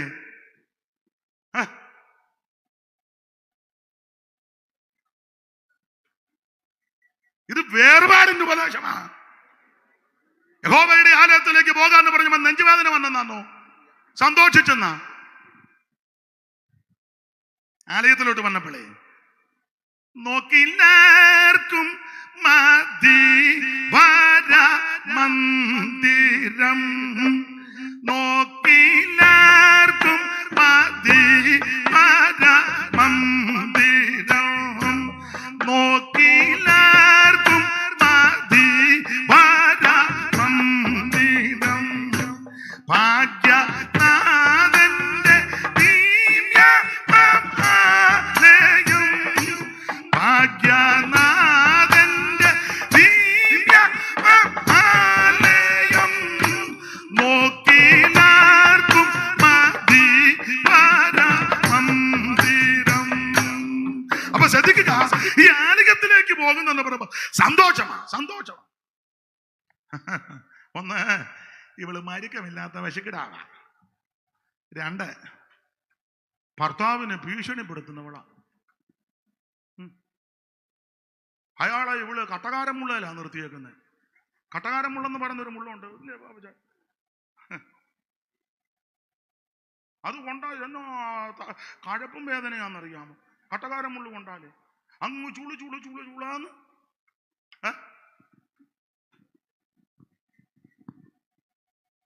ഇവള് ഭർത്താവിനെ ഭീഷണിപ്പെടുത്തുക. ആ തെളിവ് തരാം. ഇവളൊരു സുപ്രഭാതത്തിൽ യാക്കോബിനോട് ഇവള് പറയുകയോ, ആ മോനെ 30-ാം അധ്യായത്തിന്റെ 1-ാന്ന് തോന്നുന്നു, ഒന്ന് വായിച്ചു. അതാണോ പാപ്പച്ചായ? ഞാൻ റെഫറൻസ് ഇപ്പൊ എനിക്കങ്ങ് മറവിയും കൂടെ. താൻ യാക്കോബിന് മക്കളെ പ്രസവിക്കുന്നില്ല എന്ന് റാഹേൽ കണ്ട് തന്റെ സഹോദരിയോട് അസൂയപ്പെട്ടു. യാക്കോബിനോട് എനിക്ക് മക്കളെ തരണം, അല്ലെങ്കിൽ ഞാൻ മരിച്ചു പോകുമെന്ന് പറഞ്ഞു. മരിച്ചു പോകുന്നല്ല, ഞാൻ മരിക്കുമെന്ന്. ഇവൾ ആത്മഹത്യയുടെ സ്വരം. നീ എനിക്ക് പിള്ളേരെ തന്നില്ല, ഞാൻ ചാകുമെന്ന് പുള്ളിയെ ഭീഷണിപ്പെടുത്തുക. അങ്ങനെ ഭർത്താവിനെ ഭാര്യയൊക്കെ ഭീഷണിപ്പെടുത്തുന്ന ആൾക്കാരില്ലേ? ചില പറയുന്നില്ല, ഇപ്പൊ ഞാൻ കാണിച്ചു തരാം, അകത്തോട്ട് കയറി കഥ വലിച്ചു പോരാട്ട അടുത്തേച്ച്. പിന്നെ അനക്കോവില്ല. അവൻ അവിടെ പമ്മി ഇരുന്ന് ചിച്ച കഴിയുമ്പം മോളി, പിന്നെ ബോളി, അവക്കൊരനക്കോവില്ല. പിന്നെ അവൻ മോളി, പിന്നെ അവൻ ടോണ് മാറും, മോളിയെ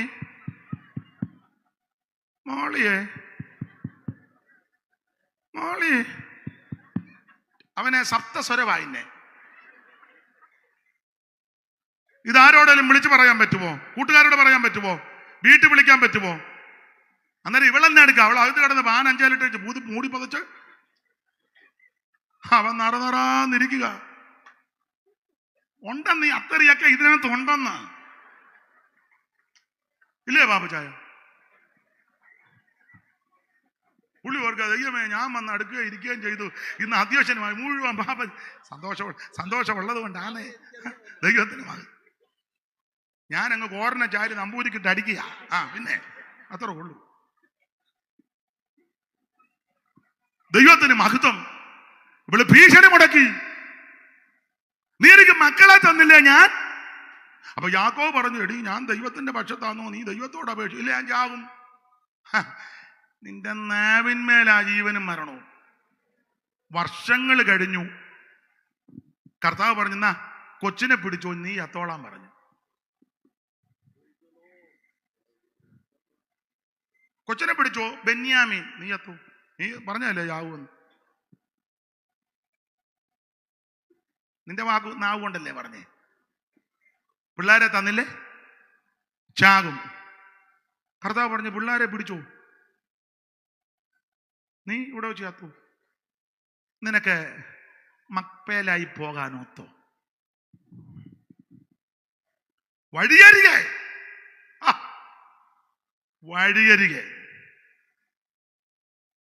അവിടുന്ന് ഏതാണ്ട് 100 മൈൽ എന്നാൽ മക്പേലായി ചെല്ലാം, ഒത്തില്ല, പോകാനൊത്തില്ല. എന്നാൽ 1000 മൈൽ അപ്പുറം കിടന്ന യാക്കോബിനെ അവിടെ കൊണ്ടുവന്നു. യാക്കോബ് മിസ്രയീമിൽ വെച്ചാ മരിച്ചത്.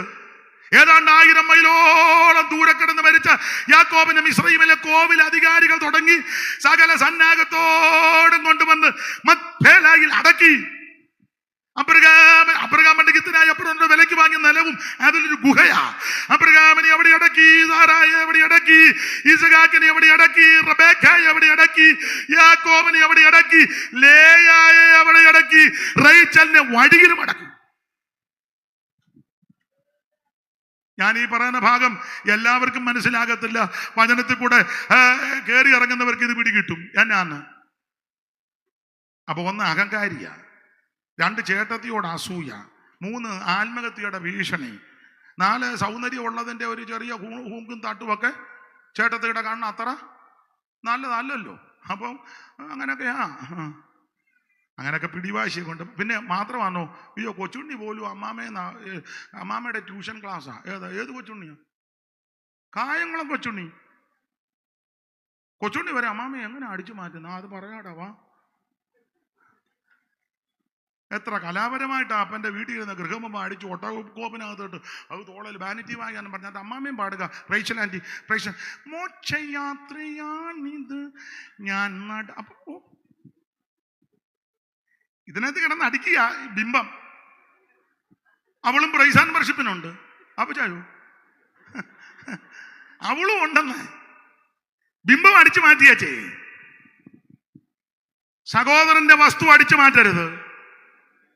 ഇവൻ നിന്റെ സന്തതിയെ പിടിക്കും. അയലത്തുകാരന്റെ അതിര് മാന്തരുത്. നീ അവസാനം മെഡിക്കൽ കോളേജ് കടന്ന്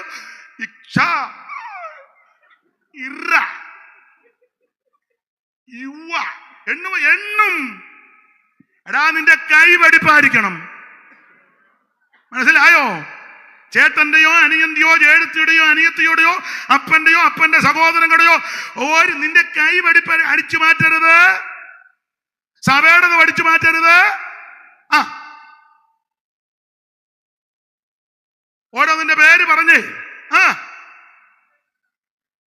സൂക്ഷം, ദൈവം നിന്നെ പിടിക്കും.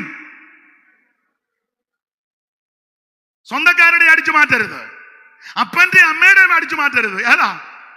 കണ്ണ് തിരിയുമ്പോഴേ കള്ളയാധാരം ഉണ്ടാക്കരുതെന്ന്. തന്ത യാഥാറായി കിടന്നപ്പോ ഇവനും പെമ്പളെ കൊണ്ട് ഒരു പ്രത്യേക മമത. അവളും പറഞ്ഞു കൊടുത്തു, അച്ഛാ ഇപ്പൊ പോവാനേ നമുക്ക് കാര്യം. തന്തയും അവള് ചെന്ന് ചോദിക്കാം, അപ്പച്ചാ ജ്യൂസ് വേണോ?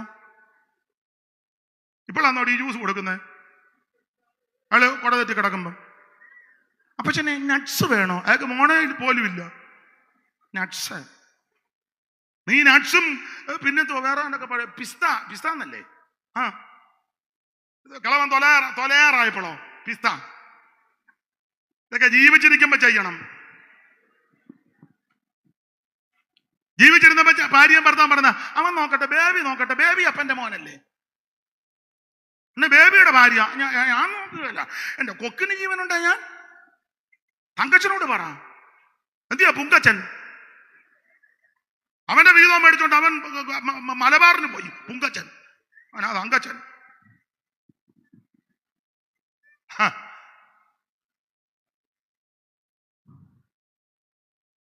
ഉണ്ടെന്ന് ഇതിനകത്തൊക്കെ. ഇതൊക്കെ കള്ളയാധാരം ഉണ്ടാക്കരുത്, അടിച്ചു മാറ്റരുത്, മോഷ്ടിക്കരുത്, അതിരുമാന്തരുത്. കൈ വെടിപ്പായിരിക്കണം. ചേട്ടനോ അനിയനൊക്കെ കൊടുക്കാനുണ്ട്. ഇന്ന് രാത്രി ക്രമീകരണ മരത്തില് അടുത്ത കൊല്ലം നീ യോഗത്തിന് കൂടുകയല്ല. തീർത്ത കാര്യം പറയാ. അതിനെ സുഖിപ്പിച്ചിട്ടൊന്നും കാര്യമില്ല. ഇതിനെല്ലാം സുഖിപ്പിച്ചിട്ട് എന്നെ എടുക്കാനാ?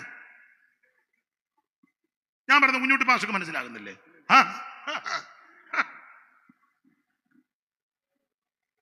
നിന്റെ കൈ വെടിപ്പായിരിക്കണം. വെടിപ്പുള്ള കൈയും നിർമ്മല ഹൃദയവും.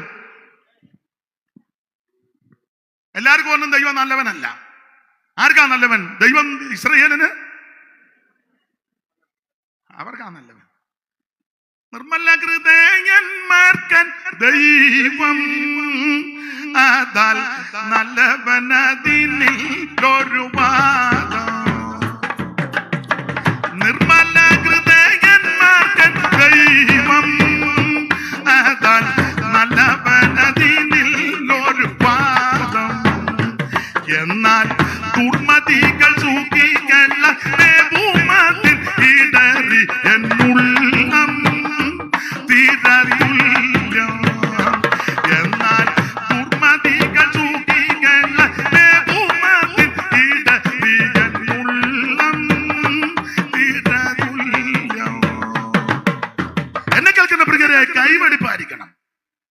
ഭാഗം അങ്ങ് നിർത്തുക. ഇവള് പിടിവാശിക്കാരിയായിരുന്നു. ഒത്തിരി പറയാനുണ്ട്. ഒടുവിൽ മരിക്കുക. പക്ഷേ മരിക്കുന്ന സമയത്ത് രണ്ട് ഭാഗവും പറയണമല്ലോ. ഇവൾ അനുതപിച്ചു, കുറവുകളേറ്റ് പറഞ്ഞു. ദൈവത്തോടെ എല്ലാം വിശദീകരിച്ചില്ല. പക്ഷേ ഇങ്ങനെ എഴുതിയിട്ടുണ്ട്, റാഹേൽ തൻ്റെ മക്കളെ ചൊല്ലി കരയുക. അവിടെ ഒരു പദമുണ്ട്, അവർക്കില്ലായികയാൽ എന്ന് പറഞ്ഞാൽ നല്ല അവകാശങ്ങൾ ഓഹരിയൊന്നും പിള്ളേർക്കില്ല. മൂത്തവൻ യോസേഫ്, ഇപ്പൊ പ്രസവിച്ച ഇളയവൻ ബെന്യാമീൻ, ചോരക്കുഞ്ഞ്, ഇവള് ജാകാൻ പോവുക. ജീവിച്ചിരിക്കുകയാണ് എന്തെങ്കിലുമൊക്കെ സൂത്രം ഒപ്പിക്കാം. പക്ഷെ ഒന്നുമില്ല.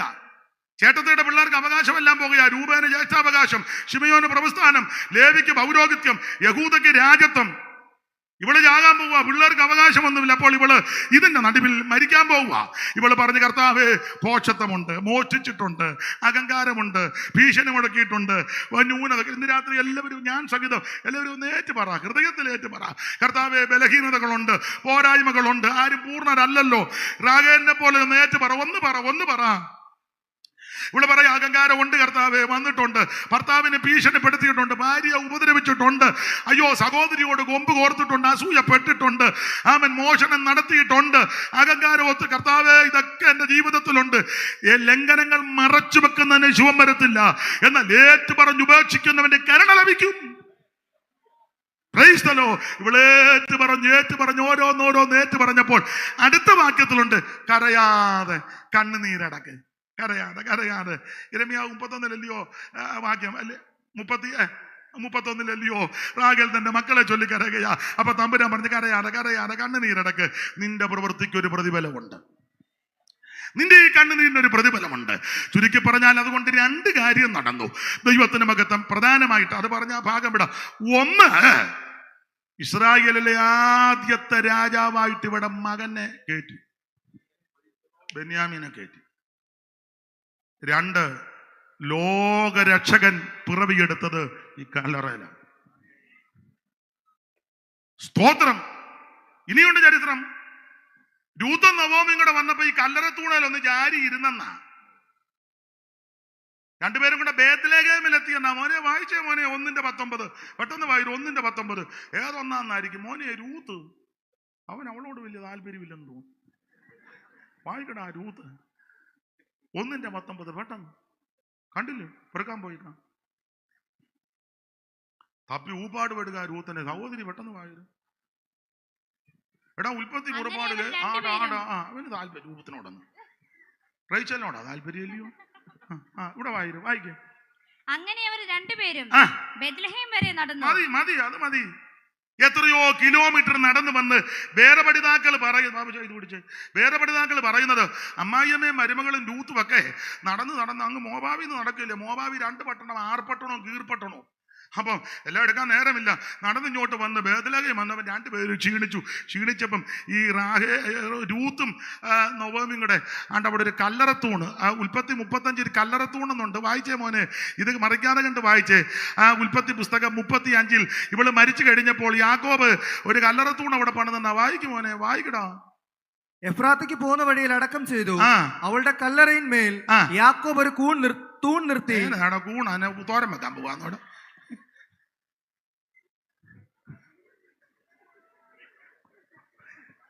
എന്നാലും എന്റെ പൊന്നുമോനെ, ദൈവം നിന്നെ അനുഗ്രഹിക്കട്ടെ. ഒന്നുകൂടെ വായിക്കടാ. അവളുടെ കല്ലറയിന്മേൽ യാക്കോബ് ഒരു തൂൺ നിർത്തി. ഒരു തൂണ് നിർത്തി. അപ്പോൾ ഈ ചരിത്രം പറയുന്നത്, നവോമിയും രൂത്തും കൂടെ മോവാബിൽ നിന്ന് നടന്നിങ്ങോട്ട് വന്ന് ക്ഷീണം തോന്നിയപ്പോൾ ഈ തൂണയിലൊന്ന് ചാരി അത് സ്വർഗം കണ്ടു. ആകെ ചരിത്രത്തിലോട്ടൊന്നും ഇപ്പൊ പോകുന്നില്ല. ഇതൊക്കെ വചനത്തിന്റെ വേറൊരു വശമാണ്. ഒന്ന് ചാരി സ്വർഗം അത് കണ്ടു. നീ ആർക്കേലും ഒക്കെ ഒന്ന് ചാരാൻ ഇടം കൊടുത്താലേ, തല ചായ്ക്കാൻ ഇടം കൊടുത്താലേ, ക്ഷീണം തീർക്കാൻ ഒരു കപ്പ് വെള്ളം കൊടുത്താലേ, ആ വെള്ളം ഒന്ന് ചൂടാക്കി കൊടുത്താൽ, ചൂടാക്കുന്നതിനകത്ത് ഇച്ചിരി പഞ്ചാര കാപ്പിപ്പൊടിയും കൂടെ ഇട്ടാൽ, അതിനകത്ത് ഇച്ചിരി പാലൂടെ ചേർത്താൽ, അതിനകത്ത് ഇച്ചിരി ബൂസ്റ്റ് കൂടെ കലക്കുമാ പച്ച. ഹല്ലേലൂയ. ദൈവം നിന്നെ മറക്കത്തില്ല കേട്ടോ. നിന്റെ സന്തതിയെ മറക്കത്തില്ല കേട്ടോ. ദൈവം നിന്നെ ഓർക്കും കേട്ടോ. ദൈവം നിന്നെ ആദരിക്കും കേട്ടോ. അനുഭവിക്കുന്ന ദൈവമക്കൾ ഇന്ന് രാത്രി ദൈവത്തിന് മഹത്വം കൊടുക്കുക. ഇന്ന് രാത്രി ദൈവത്തിന് മഹത്വം കൊടുക്ക്, ദൈവത്തിന് മഹത്വം കൊടുക്ക്. സ്വന്തം ദേശം വിട്ട് തന്റെ അമ്മയോടുകൂടെ ചേർന്ന രൂത്ത് ഭാഗ്യം വെച്ചാൽ ബോബസിൻ കാലായിൽ, ബോബസിൻ കാലായിൽ.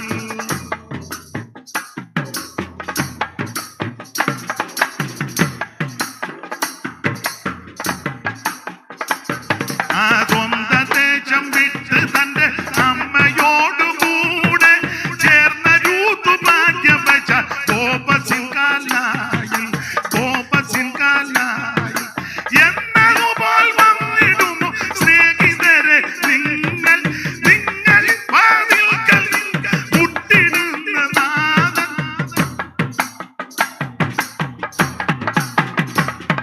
ആടെ പാടാൻ നേരമില്ല, ദൈവത്തിന് മഹത്വം ഉണ്ടാകട്ടെ. ചുരുക്കി പറഞ്ഞാൽ ഈ രൂത്തും നവോമിയും കൂടെ ഈ കല്ലറ തൂണിലൊന്നും ചാരി. അതുകൊണ്ട് എന്തോ സംഭവിച്ചു എന്ന് വെച്ചാൽ ഇവള് പാപങ്ങളെല്ലാം ഏറ്റു പറഞ്ഞ് ഉപേക്ഷിച്ച് അനുദപിച്ച് ദൈവസന്നിധി ചേർക്കപ്പെട്ടു വഴിയരികെ അടക്കിയെങ്കിലും ദൈവം പറഞ്ഞ് കരയാറ് കണ്ണുനീരടക്ക്. ഇതിന്റെ പ്രാർത്ഥനയുടെ മറുപടി എന്ന വണ്ണം ഇവിടെ ചെറുക്കനാ ബെന്യാമീൻ, ആ ബെന്യാമീൻ ഗോത്രത്തിൽ നിന്ന് പ്രഥമ രാജാവിനെ എഴുന്നേൽപ്പിച്ചു. മാത്രമാണോ ലോകരക്ഷകൻ പിറവിയെടുക്കുന്നത്? ആദ്യത്തെ പ്രത്യക്ഷത ഈ സൂക്ഷം സ്ഥലത്ത്. ഇങ്ങനെ പറഞ്ഞാൽ അങ്ങ് പോകും, ഞാൻ അങ്ങ് പോവുകയും ചെയ്യും. ഇന്നും നാളെയും പറഞ്ഞാൽ തീരുകയല്ല. ദൈവത്തിന് മഹത്വം. അപ്പൊ ഞാൻ കണ്ണാടി എടുക്കുന്നു, നിർത്തുക. ദൈവത്തിന് മഹത്വം. ആദ്യത്തെ പ്രത്യക്ഷത. എന്തിനാ പ്രത്യക്ഷപ്പെട്ടത്? ആദ്യത്തെ പ്രത്യക്ഷത ദൈവത്തിന് മഹത്വം. അത് പറഞ്ഞ നിർത്ത. എവിടെ ജനിക്കും? ബേത്ലഹേമിൽ. എങ്ങനെ ജനിക്കും? 7:14 യെശയ്യാവ് കന്യകാസൂനുമായി ജനിച്ചു കഴിഞ്ഞാൽ വിശേഷത എന്നാ? അത്ഭുത മന്ത്രി, വീരനാം ദൈവം, നിത്യപിതാവ്, ഇതൊക്കെ വിശദീകരിച്ച് പോകേണ്ടതാ, തുടർന്നില്ല. ഏത് കുടുംബത്തിൽ നിന്ന് വരും? യെശയ്യാവ് 11:1 വായിരു മോനെ, പെട്ടെന്ന് വായിക്കടാ. യെശയ്യാവ് 11:1. എന്നാൽ ഇശ്ശായിയുടെ കുറ്റിയിൽ ഇശ്ശായിയുടെ കുറ്റിയെന്നാ കേട്ടോ. ഒരു മുള പൊട്ടി പുറപ്പെടും. മതി. ഇശ്ശായിയുടെ കുറ്റിയെന്ന്. ഏത് കുറ്റിയാ? ഇശ്ശായിയുടെ കുറ്റി. അപ്പൊ ശ്രദ്ധിച്ചേ, ആദ്യത്തെ പ്രത്യക്ഷത ചുമ്മാ പ്രത്യക്ഷപ്പെട്ടതല്ല, തിരുവെടുത്ത് കുറിച്ചു വെച്ചതുപോലെ. എങ്ങനെ? എവിടെ ജനിക്കും? ബേത്ലഹേമിൽ. എങ്ങനെ ജനിക്കും? കന്യകാസൂനുമായി. ജനിക്കുന്ന ശിശുവിന്റെ വൈശിഷ്ട്യം അത്ഭുത മന്ത്രി, വീരനാം ദൈവം, നിത്യപിതാവ്, സമാധാന പ്രഭു. ഇനി ഏത് കുടുംബത്തിൽ നിന്ന് വരും? അതാ ഇപ്പം വായിച്ചത്. ഒന്നുകൂടെ വായിച്ചേ മോളെ, 11:1. എന്നാൽ ഇശ്ശായിയുടെ കുറ്റി. ഈ കുറ്റി ഏതാ? വായിച്ചേ മോളെ. ഇശ്ശായിയുടെ കുറ്റി മുമ്പേ വായിച്ച പുസ്തകം, രൂത്തിന്റെ പുസ്തകം 4-ാം അധ്യായത്തിന്റെ 18 വായിച്ചേ. ഇശ്ശായിയുടെ കുറ്റി ഏതാണ്? രൂത്ത് 4:18.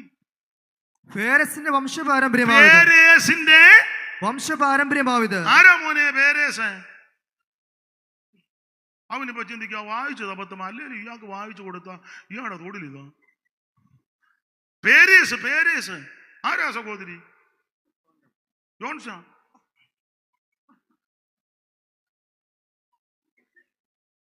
പേരസ്. ആ പേരസ് ആരെങ്കിലും ആട്ടെ, സമയം പോയത്. നിർത്ത്. പേരസും സേരകും ഒക്കെ പറഞ്ഞിരുന്ന. അയ്യോ, പേരസ് യഹൂദയുടെ മകനാ. യഹൂദയ്ക്ക് താമാറിക്കൂടി ജനിച്ചതാ പേരസ്. യഹൂദ ആരുടെ മകനാ? യാക്കോബിന്റെ. യാക്കോബ് ആരുടെ മകനാ? ഇസഹാക്കിന്റെ. ഇസഹാക്ക് ആരുടെ മകനാ? അബ്രഹാമിന്റെ. അബ്രഹാം ആരുടെ മകനാ? തേരകിന്റെ. തേരകാരുടെ മകനാ? നാഹോറിന്റെ. ഇല്ലയോ? അറിയാമല്ലോ, ആദാം മുതൽ നോഹ വരെ 10 തലമുറ, നോഹ മുതൽ അബ്രഹാം വരെ 10 തലമുറ, അബ്രഹാം മുതൽ ദാവീദ് വരെ 14 തലമുറ, ദാവീദ് മുതൽ ബാബേൽ പ്രവാസം വരെ 14 തലമുറ, ബാബേൽ പ്രവാസം വരെ ക്രിസ്തു വരെ 14 തലമുറ. 3:14, 2:10, 2:10, 20, 3:14, 42, 42, 20, 62. എണ്ണപ്പെട്ട തലമുറ ആദാം മുതൽ ക്രിസ്തു വരെ 62. വേറെ ഉണ്ട്. ആദാം, ശേത്ത്, ഏനോശ, കേനാന്, മഗലല്, യാരദ്, ഹാനോക്ക്, മധുശലഹ്, ലാമക്ക്, നോഹ. നോഹയ്ക്ക് 3 മക്കൾ, ഷേം, ഹാം, യാബത്ത്. അതിൽ ഷേമിന് ഒരു മകനുണ്ടായ അർപ്പച്ചാദ്. വായിക്കുപോലെ ഷേമിന്റെ മകൻ അർപ്പച്ചാദ്. വായിക്കടാ 11:10. പെട്ടെന്ന് വായിരു.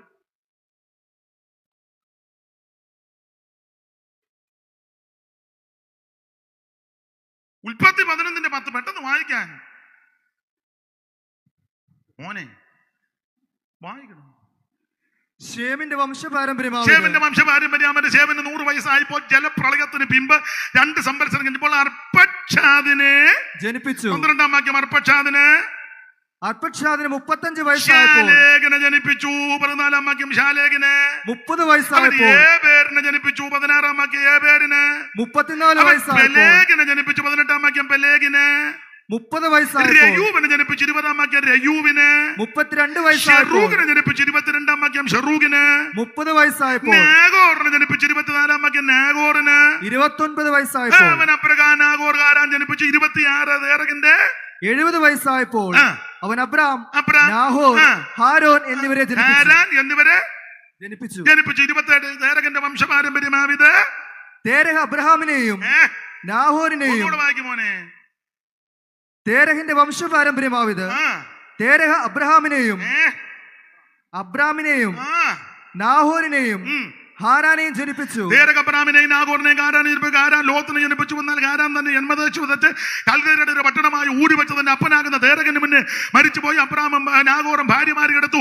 അബ്രാമിന്റെ ഭാര്യയ്ക്ക് സാറാകുന്ന നാഗോറിന്റെ ഭാര്യയ്ക്ക് മിൽക്ക എന്ന പേര് മിൽക്കയുടെ ഇസ്കയുടെയും പുത്രനായ ഹാരാന്റെ പുത്രി സാറാ മച്ചിയായിരുന്നു. തലമുറകളുണ്ടായിരുന്നില്ല. തേരക തന്റെ മകനാകുന്ന അബ്രഹാമിനെയും തന്റെ പുത്ര ലോത്തിനെയും തന്റെ മകനായ അബ്രഹാമിന്റെ ഭാര്യയായി മരുമകളാകുന്ന സാറായി കൂട്ടിക്കൊണ്ട് കൽദയരുടെ ഒരു പട്ടണമായ ഊരിൽ നിന്ന് കനാൻ ദേശത്തേക്ക് യാത്ര ചെയ്യുവാൻ പുറപ്പെട്ടു. അങ്ങനെ അവർ ഹാരാൻ വരെ വന്ന് ഇവിടെ പാർത്തു. തേരകന്റെ ആയുഷ്കാലം 205 സംവത്സരം. തേരക ഹാരാന് വെച്ച മരിച്ചു. തേരഹ് ഹാരാനിൽ വെച്ച് മരിച്ചു. അവൻ വായിച്ചു ദൈവമേ മരിച്ചു. ദൈവം നിന്നെ അനുഗ്രഹിക്കും കേട്ടോ. ദൈവം ഇഞ്ഞു കയറി ഇതോ ജനത്തിനിടെ നീ എനിക്ക് വായിച്ചു തന്നല്ലോ. ഇപ്പോഴാന്ന് എടാ എനിക്ക് ആർക്കും വായിച്ചു തരുന്നില്ല. എനിക്ക് എല്ലാവരും അങ്ങ് പെണ്ണുകളെല്ലാം ചുമ്മാ സഭയിലൊക്കെ കടന്നു കാസറ് എനിക്ക് വായിച്ചു തരിക. ദൈവം നിന്നെ അനുഗ്രഹിക്കട്ടെ. ദൈവം നിന്നെ അനുഗ്രഹിക്കട്ടെ. അതിന് കാരണം ഇത് വായിക്കുന്നവനും വായിച്ചു കേൾപ്പിക്കുന്നവനും ഭാഗ്യമുള്ളവനാ. ദൈവം നിന്നെ അനുഗ്രഹിക്കും. പോയിരുന്നു ഇനി ഭാഗ്യമുണ്ട് വായിക്കും. അനുഗ്രഹം കിട്ടിയച്ചിനെയും കണ്ണടച്ചിരിക്കരുത്, വായിക്കും. അപ്പൊ ശ്രദ്ധിച്ചേ, ദൈവത്തിന് മഹത്വം. അപ്പോൾ ഈ കുടുംബം ഏതാണ്? ഇശ്ശായിയുടെ കുട്ടി. ഏലാ ഇശ്ശായിയുടെ കുട്ടി? ഇനി 4-ാം അധ്യായത്തിന്റെ 18 രൂത്തിന്റെ പുസ്തകം 4:18 പേരസിന്റെ വായിച്ചോ സഹോദരി? വായിച്ചോ? ഫേരസിന്റെ വംശപാരമ്പര്യമാവിത്. അനുഗ്രഹം പ്രാപിച്ചു അവനെ എടുക്കാനായി അവൻ വിട്ടു തരികയല്ല. ഫേരസിന്റെ വംശപാരമ്പര്യമാവിത്. ഫേരസ് ഹെസ്രോനെ ജനിപ്പിച്ചു. ഇങ്ങോട്ടിരുന്നേച്ച് പുള്ളി അവിടോട്ട് എടുത്തു. അവിടെ കിടന്ന് മുട്ട ഇടാറ്. ഇങ്ങോട്ടിരുന്നേച്ച് പുള്ളി അവിടോട്ട് എടുത്തു. കിടന്നോ അവിടെ ഇരിക്കും. ഇത് കണ്ടാലെങ്കിലും ചെയ്യുന്നുണ്ട്. പുള്ളിയുടെ സ്ഥലമാണോ ഇത്? ലൈവിന്റെ ആളാണോ? നമ്മളാ രക്ഷിക്കപ്പെട്ടതാണോ? എല്ലാം ചെയ്തേച്ച് അവസാനം നരകക്കുടിയിൽ പോയി പോകരുത്.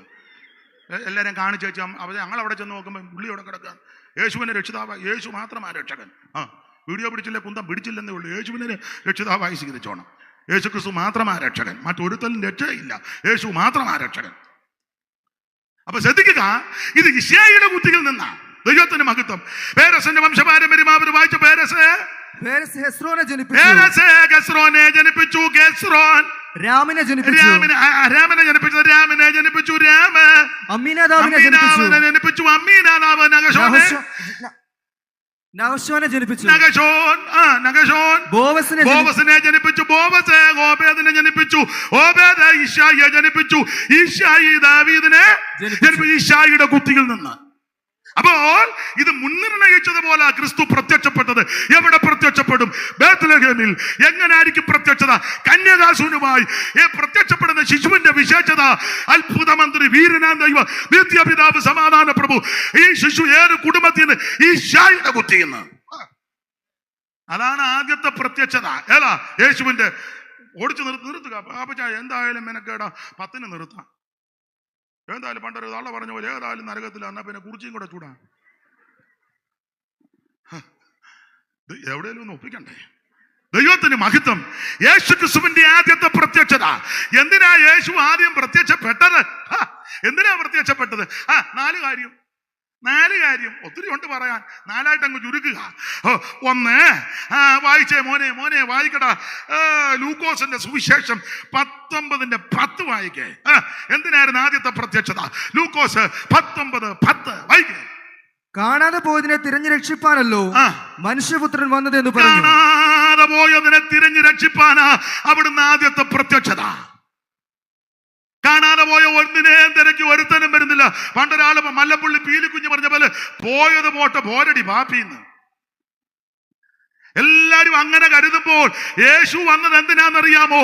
കാണാതെ പോയ സകലതിനെ തിരഞ്ഞു രക്ഷിപ്പാനാ ആദ്യത്തെ പ്രത്യക്ഷത. വിവരിക്കാൻ നേരമില്ല. എന്റെ മാമ്പച്ചായ എനിക്ക് അങ്ങ് 12 മണി വരെ പ്രസംഗിച്ചാൽ കൊള്ളാന്ന് ഒരു ഭൂതിയുണ്ട്. പേടിക്കണ്ട, നിർത്തുക. പുള്ളിയും കിടന്ന് വിഷമിക്കുക. ഇയാളോട് നിർത്താൻ പറയാൻ പറ്റുമോ? പുള്ളി നിർത്തുമോ? ഒന്നാമത് ബോധമില്ലാത്തവനാ. വല്ലോ മൈക്ക് കൂടെ വിളിച്ച് പറഞ്ഞ ഈ ദേശത്ത് എനിക്കൊരു മാന്യത ഉണ്ട്, അത് ഇയാൾ ഇന്ന് രാത്രി ഒന്നും ആ മാന്യതയോടെ തന്നെ ഇന്ന് രാത്രി പൊക്കൂ. നിർത്തുക. ദൈവത്തിന് മഹത്വം. എനിക്ക് കർത്താവിനെ പറ്റി പറഞ്ഞോട്ടൊന്നും ആർത്തിരിക്കുന്നില്ല.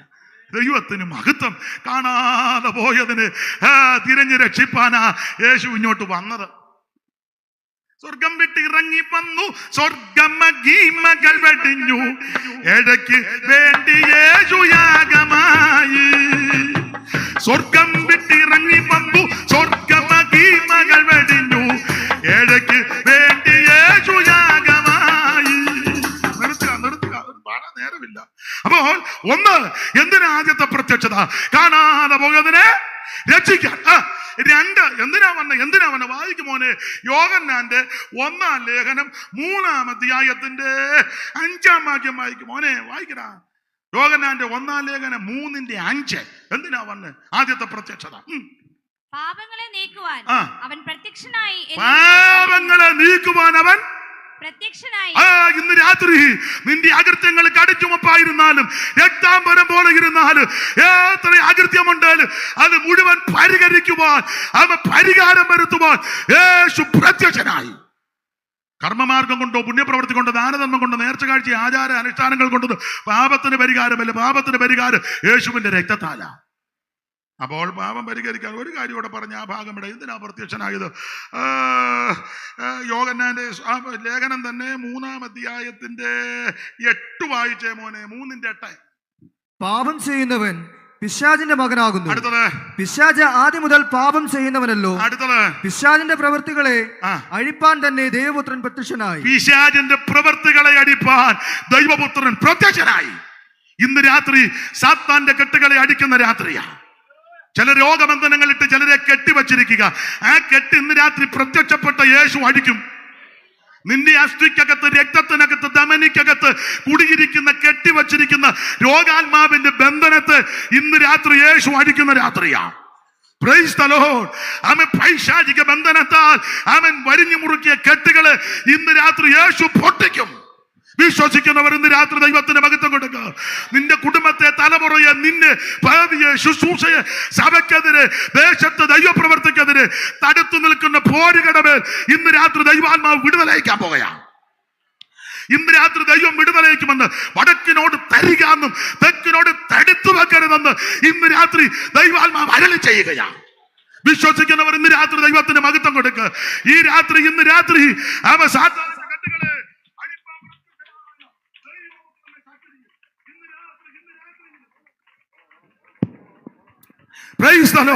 ഇന്ന് രാത്രി ദൈവത്തിന് മഹത്വം കൊണ്ട് ഞാൻ ബാക്കി ഭാഗം പ്രസംഗിക്കുന്നില്ല.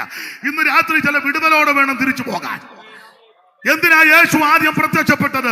ഒന്ന്, കാണാതെ പോയതിന് രക്ഷിപ്പാൻ, തിരഞ്ഞെടുക്കാൻ ഇന്ന് രാത്രി യേശു പ്രത്യക്ഷപ്പെട്ടു.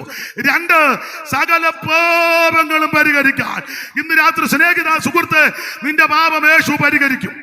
യേശുവിന്റെ പരിശുദ്ധ രക്തത്താൽ നിന്റെ പാപം പരിഹരിക്കും. 3, യേശു കുറിച്ച് പ്രത്യക്ഷപ്പെട്ടത് സാത്താന്റെ കെട്ടുകളെ അടിപ്പാനാ. ദീർഘനാളുകളായി നിന്റെ കുടുംബത്തെ ബന്ധിച്ച ബന്ധനം, നിന്റെ തലമുറയെ ബന്ധിച്ച ബന്ധനം, നിന്റെ ശരീരത്തെ ബന്ധിച്ച ബന്ധനം, ദേശത്തെ കെട്ടിയ കെട്ടുകൾ, ദേശാധിപതികളുടെ ശക്തികൾ, ദേശത്തിന്റെ പോരുകൾ ഇന്ന് രാത്രി ദൈവാത്മാവ് അടിക്കുക. വിടുതലോടെ പോകണം, വിടുതലോടെ തിരിച്ചു പോകണം. ദേശത്തിന്റെ കെട്ടുകൾ ഇന്ന് രാത്രി അടിയട്ടെ. ദേശാധിപതികളുടെ ശക്തികൾ ഇന്ന് രാത്രി അടിയട്ടെ. നീ വിശ്വസിച്ച് സ്വോത്രം ചെയ്യ, വിശ്വസിച്ച് ഇന്ന് രാത്രി സ്വോത്രം ചെയ്യ. വിടുതലോടെ വിടുതലോടെ വിടുതലോടെ തിരിച്ചു പോകണം. ഇന്ന് രാത്രി ദൈവം നിന്നെ വിടുവിക്കുന്ന രാത്രിയാ. നീ ഇവിടെ ഇരുന്ന് ആരാധിക്കുമ്പോൾ നിന്റെ കുടുംബത്തെ ബന്ധിച്ച ബന്ധനത്തെ ഇന്ന് രാത്രി ദൈവത്തിന്റെ ആത്മാവ് അടിക്കുന്ന രാത്രിയാ. അനുഭവിക്കുന്നവർ ദൈവത്തിന് മഹത്വം കൊടുക്ക്.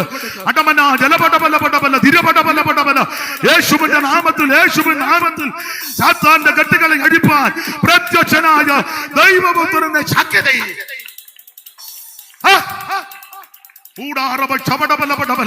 തലമുറയെ ബന്ധിച്ച ബന്ധനം ഇന്ന് രാത്രി അടിക്കട്ടെ. നിന്റെ തലമുറയെ കെട്ടിയ കെട്ടുകൾ ഇന്ന് രാത്രി അടിക്കട്ടെ. ഭാവിക്കെതിരെ ബന്ധിച്ച ബന്ധനം ഇന്ന് രാത്രി അഴിഞ്ഞു മാറട്ടെ. യേശുവിന്റെ നാമത്തിൽ വിടുതലിന്റെ വ്യാപാര ശക്തി. വന്നതുപോലെ തിരിച്ചു പോകരുത്. ഇന്ന് രാത്രി വിടുതലോടെ തിരിച്ചു പോ. യേശു നിന്നെ സൗഖ്യമാക്കും. യേശു നിന്നെ രക്ഷിക്കും. യേശു നിന്റെ പാപത്തെ മോചിക്കും. യേശു കെട്ട് പൊട്ടിക്കും. ഓ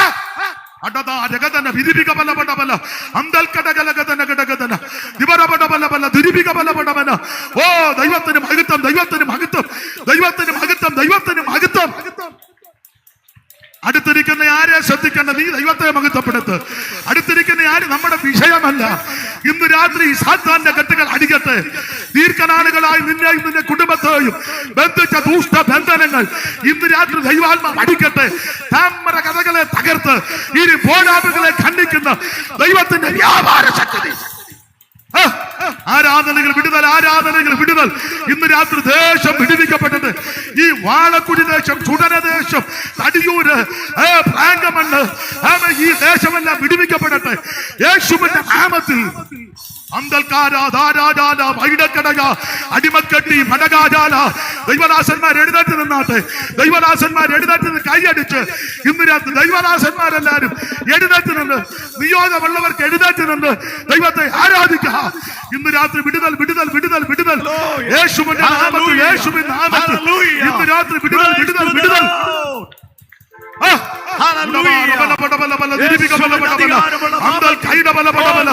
യേശുവിന്റെ നാമത്തിൽ ഇന്ന് രാത്രി ദൈവശക്തി വ്യാപരിക്കട്ടെ. ദുഷ്ടപോരികൾ ഇന്ന് രാത്രി അടിക്കട്ടെ. കുടുംബത്തിനെതിരെ, നന്മയ്ക്കെതിരെ, തലമുറയ്ക്കെതിരെ, ഭാവിക്കെതിരെ വെല്ലുവിളിക്കുന്ന ദുഷ്ട വ്യാപാരങ്ങൾ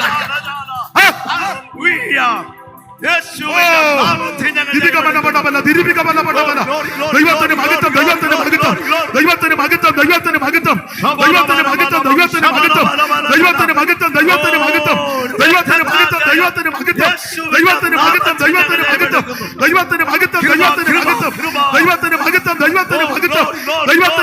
ഇന്ന് രാത്രി ജയത്തിന്റെ രാത്രി സാത്താന്റെ കെട്ടുകളെ അഴിപ്പാൻ ദൈവപുത്രൻ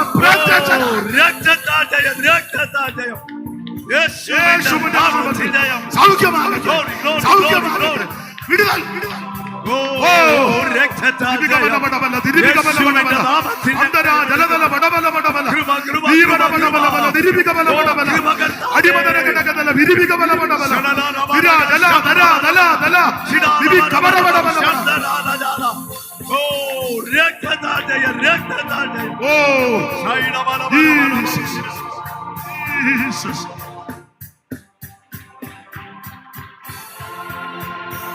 കരമുയർത്തി ഹല്ലേലൂയ പാടാം.